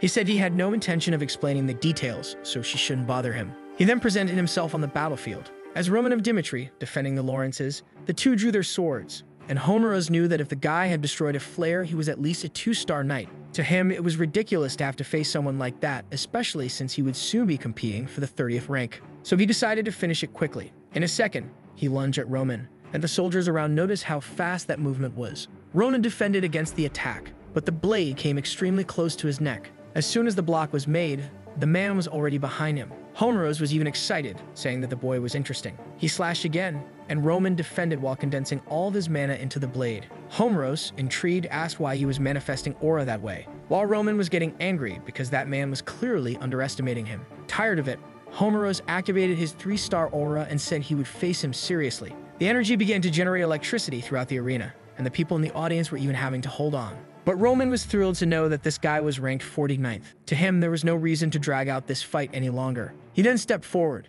activated his aura, and told the man to resist it if he could. The celestial demon techniques have no form. All Homeros could see was a sudden black wave in front of him. He didn't even know that something like that could be created with mana. Indeed, the attack had no form, and that's why the moves were only identified by numbers. And that was known as the third move. We saw the noble trying to convince Homeros to participate in this duel and give up the fight with that Fernando ranked 30th. It was his guild leader saying they would receive a lot of money if he participated in this duel between two remote families. He thought about it, realizing he had refused all missions since becoming a rank A, so maybe it was worth it. Since he needed money as well, he decided not to refuse. But the result was completely different. Everyone there was speechless, and in the audience, they couldn't even understand what happened. The prodigy of Kiro, who had entered the rankings even before becoming a 4-star, had been killed with a single slash. Roman didn't understand how someone so far from their peak could be so arrogant. That's because his metrics weren't based on this world, but on the one he came from. Compared to this place, the world of Murim was like a galaxy of martial masters. No one dared to be arrogant since death always took the careless. To Roman, this place was inefficient, and he then told the judge to announce the winner of the second combat. Hesitant and stumbling over his words, he said that the winner was Roman Dimitri for the House of Lawrence. The people couldn't believe that the prodigy everyone talked about was really dead. To them, it was like a hallucination, and it was only then that Chris realized the true strength of the lore he followed. He didn't understand if he had been this strong in the first duel or if he had changed drastically afterward. He was certain that he hadn't been so powerful as to defeat Homeros back then. So how could this be explained logically? As soon as he defeated Jansen, he thought that the day he would defeat Roman wasn't so far off. But that was pure foolishness. The flag was raised declaring that the House of Lawrence had won. With that, the last fight was irrelevant and it didn't matter who was sent. Aertes announced that both families could send another warrior. The Barco representative was seething with rage. It was over now, but he couldn't understand how Homeros had died. He wasn't just an average knight to the warriors of the north. He was one of the few true soldiers in the kingdom of Kiro. So why are the mercenaries sent to fake Homeros? The man asked who they would send now, but the Barco representative simply said that they couldn't afford to lose any more strength. He then told them to just send Benson. The man was shocked. He knew this was revenge for the shame Benson had brought upon them when he was beaten by Dimitri. The problem was that Benson was a knight with no stars, so he was being sent to die. But he had no choice, so he simply said he understood. Benson presented himself on the battlefield, trembling all over. No one in the audience had ever heard of this name, but Chris knew very well who this man was. Someone suddenly stepped in front of Roman. It was Kevin, who said he would face that man. To Roman, in a world where the strongest survive, the only thing given to losers is death. Even if Benson was a starless knight, it would still be very difficult for Kevin. He knew the boy was trying to prove he was useful in some way, and if that was the case, he gave him permission. Kevin then said he would be back soon. On the field, Benson was wondering how he had ended up in this mess. He had only decided to become a knight for the Barcos, because his father had no problem doing so either. That was the reason he had chosen an influential family where he would only make money. But even so, he had always been loyal, and now he was being sent to die like trash. But something confused him. He wondered if that boy would be his opponent. Now his expression changed, and he thanked God. They then faced each other, and Benson couldn't contain his laughter. He asked Kevin if he had come to seek revenge for that day. Regardless of what it was, both had been abandoned by their lords. But to Benson, this meant he was incredibly lucky. Kevin simply replied that he was nothing more than a sword that protected his lord, and Benson immediately lunged at him, telling him to stop being arrogant. Kevin barely dodged the first attack, and immediately retaliated, aiming for Benson's neck. Benson managed to tilt his chin back just in time, and landed a kick, sending Kevin to the ground. Kevin's helmet was knocked off, and the boy slid across the arena. He stood up, not in the best condition. Chris realized that the problem here was the difference in physical strength, as Benson was an adult, and he couldn't understand what Roman was thinking by letting Kevin participate in this. Once again, Kevin took a hit to the chest armor, and only didn't lose his arm because the blacksmith had done a good job. Kevin was being humiliated, but little by little, something was building up inside him. A voice in his head told him to kill that man. That was the bastard who had hurt him, and it was time for revenge. He remembered that Roman had explained that from the moment he cut his hand, the art of the spiritual demon had been implanted in his mind. All he had to do was bring this demon out. And suddenly, something strange began to happen to Kevin. A strange dark aura appeared around his body. He was about to take a blow to the head when a strange voice told him to look up. He barely dodged that strike. He stood up and faced Benson. The voice laughed at him for almost getting cut in half and said it was time to tear that man apart. Kevin couldn't understand why there was a voice screaming at him. What he wanted was to be useful to his lord. He wanted to be more useful than Chris. He hated the feeling of inferiority, and those emotions began to create a vortex of rage. That was the art of the spiritual demon. And the moment the voice told him to kill that man, he, in a second, lunged at Benson. Benson immediately recognized that the tip of Kevin's blade was coated with aura. He knew that it would penetrate his armor. So he raised his blade and called the boy a bastard. He landed a solid hit on Kevin's shoulder, but Kevin didn't back down. Benson couldn't understand why this boy wasn't retreating. It was as if he had lost his mind. And with that, the attack went through. Both Chris and the audience were horrified. The boy seemed to be enjoying killing that man, and he continued striking his body. The battlefield was drenched in blood, and Kevin was there in the middle, laughing like a madman. He then left the arena. He approached Roman and said he had returned as promised. Roman simply replied that he had done an excellent job. The boy, now like a joker, was smiling happily. The duel ended with 3 victories for the Lawrences, and at the center of it all was Roman Dimitri. Just as a hero's story is passed down from generation to generation, the rumors of that battle were wrapped in both truths and lies. The bars were all talking about it. The Barcos must have been extremely frustrated at having lost to the Lawrences after gathering so many people. And now, everyone was even fighting to claim that they had relatives living with the Lawrences. To everyone, Roman was seen as the savior of those lands. Everyone knew that he had massacred the enemy army and even destroyed the Flare with a single attack. Not only did he prevent the Lawrences from being defeated, but he also cut the 49th ranked knight in half. To the children of the Lawrence kingdom, Roman was like a hero. And now the first tales of the Dragon of Dimitri were beginning to accumulate. The scene shifts to the Barco castle. With 1,000,000 papers piled up, they knew it was the end. There was no escaping from the mountain of loans they had taken, the interest letters piling up from the gold bank and the messages from the mercenaries because of Homero's death. He was furious with all these bastards. Before, all the nobles wanted to get close to the Barcos. But now, everyone was pretending he didn't exist. None of this would have happened if that damn Dimitri hadn't gotten involved. To him, it was really Roman's fault for doing something that shouldn't be done in an aristocracy. He had found the only chance to save the Barco family. A few days later, at a meeting, he thanked all the nobles who had decided to attend. He started talking about the future of the North, but everyone just told him to stop stalling. He then said he would talk about the Barcos' attack on the Lawrence castle, which had a valid cause. And a valid cause is extremely important in an aristocracy. This cause had been approved by the central government and all the involved judges. But Roman Dimitri participated in this without any logical reason. And even the final duel, none of the Lawrences participated. He slammed the table, asking what the logical reason was for Roman Dimitri to have helped those people. This would only make sense if that marriage had gone through. But at the current moment, Roman is nothing to the Lawrences, and his actions go against aristocracy and nobility. Everyone at the table started saying that indeed he had no cause. And the Barco leader smiled, thinking this should be enough. He planned to shift the blame onto the Dimitris, who would have to pay the gold bank and thus nullify his debts. But at that moment, he heard a commotion outside, and Roman Dimitri himself appeared at the meeting. He said he knew they would have complaints about him, and that's why he came. The Barco leader didn't understand why he had come in person, but Roman responded that he came in person to see the like on this video that helps Mamoru make more juicy content for his viewers, activate the cheeky little bell, and I'm out.